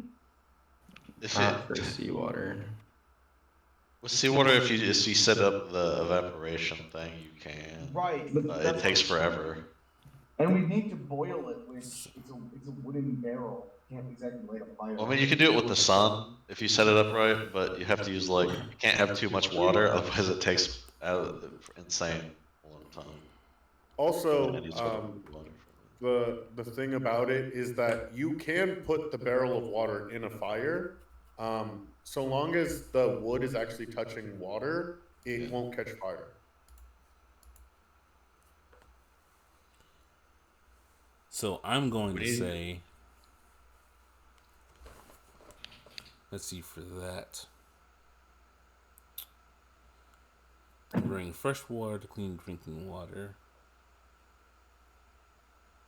I'll say first give me 2 general intelligence checks.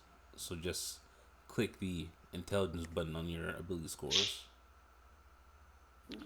Let me see a 1. Clearly, we need to just find a fish that slowly absorbs the salt out of the water and then shits crystals, salt crystals. Did I get a 1? Okay. 4. Alright. Roll me another. My boy Harry Larry can get us water. Shut the fuck up. You can walk under the Get drink it. Oh! Yo. That's a 19. That means I rolled a 19 on the second one. Okay. So, what I'll say is, you think you have a general idea of how you can do it. I'll say, given a bit of, like, if you're trying to implement it, like, given a bit of practice, and give it like a day or two of, say, testing, you might be able to set something up. How efficient it'll be, you're not really sure yet. You can tinker with it while we sail.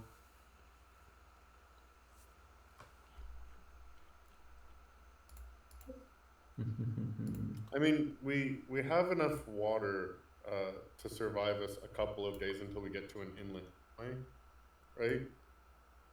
Oh, So it's from probably picking just up. the days that I am testing. If that's okay with the captain, it is the captain's barrels. That's fine. If you fuck one of us, as long as you don't fuck both. I am gonna say the Ulven uses his pirate point or whatever the fuck it's called to give the ship a 10 temporary hit point defensive coating, which I'm gonna say in canon is as soon as he got on the ship, he just started sort of walking around and tutting disapprovingly at various like places where the ship was not kept properly and just fixing those. Okay. And that's what the because I mean that makes more sense than like while the ship is sailing it goes outside of it and starts fucking plating it or something. Yeah. And Okay. he just starts like kind of wandering aimlessly and like fixing parts of the banister or like hammering nails in where they're cutting out. So on your screen, you should see a ship token. Yes. Yep. I do. That is the sloop, and it's connected to the character sheet. So all of you should be able to, or not character sheet, yeah, the character sheet. So all of you should be able to move and control that token. No sir. Nope. Why is? Oh wait, no, I see it. Is it? It's not on the token layer, is it? It is, but I think I see why. How about now? Yep. Got it. Yep. I always forget that part. Okay. So, you guys are going to sail to a different part of the island. Stop on land for a. Well, we're gonna send the rowboat to land. Oh, send rowboat to I land. believe. For shallower water? Yeah, that makes sense. Stop by a local stream and fill up the barrels, then load it back up on the sloop. I'm also gonna try and hunt some wild game. I also have a trap. I think I'm gonna leave a trap near the rowboat while also using my what's it called? Background to try and hunt some small game while en route to the stream. I'm assuming they're sending me to do this since I offered earlier. Sure, I'm fine with doing that. Let's see.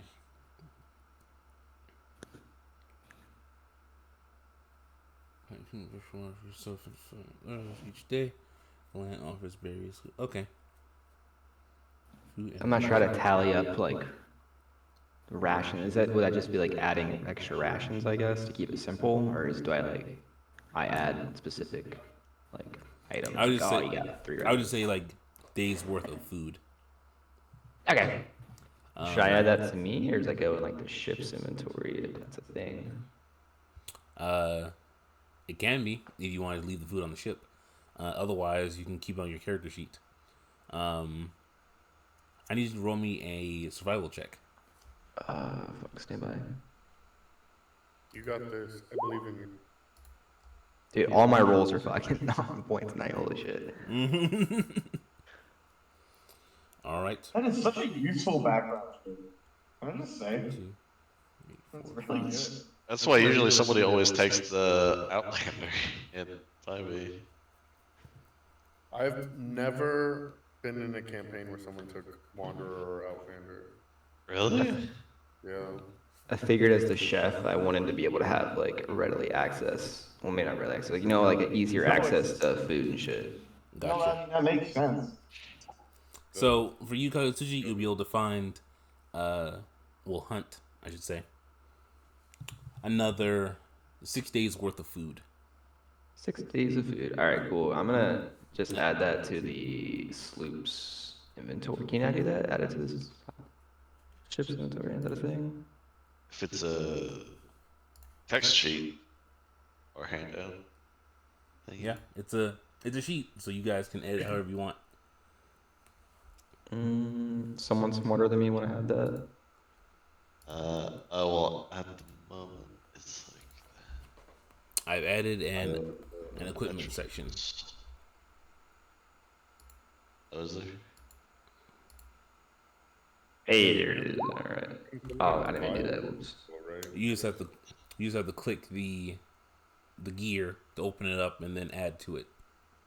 Yeah, I'm doing it now. And hold on, is that 6 days total, like for one person, or is that 6 days for the group? 6 days.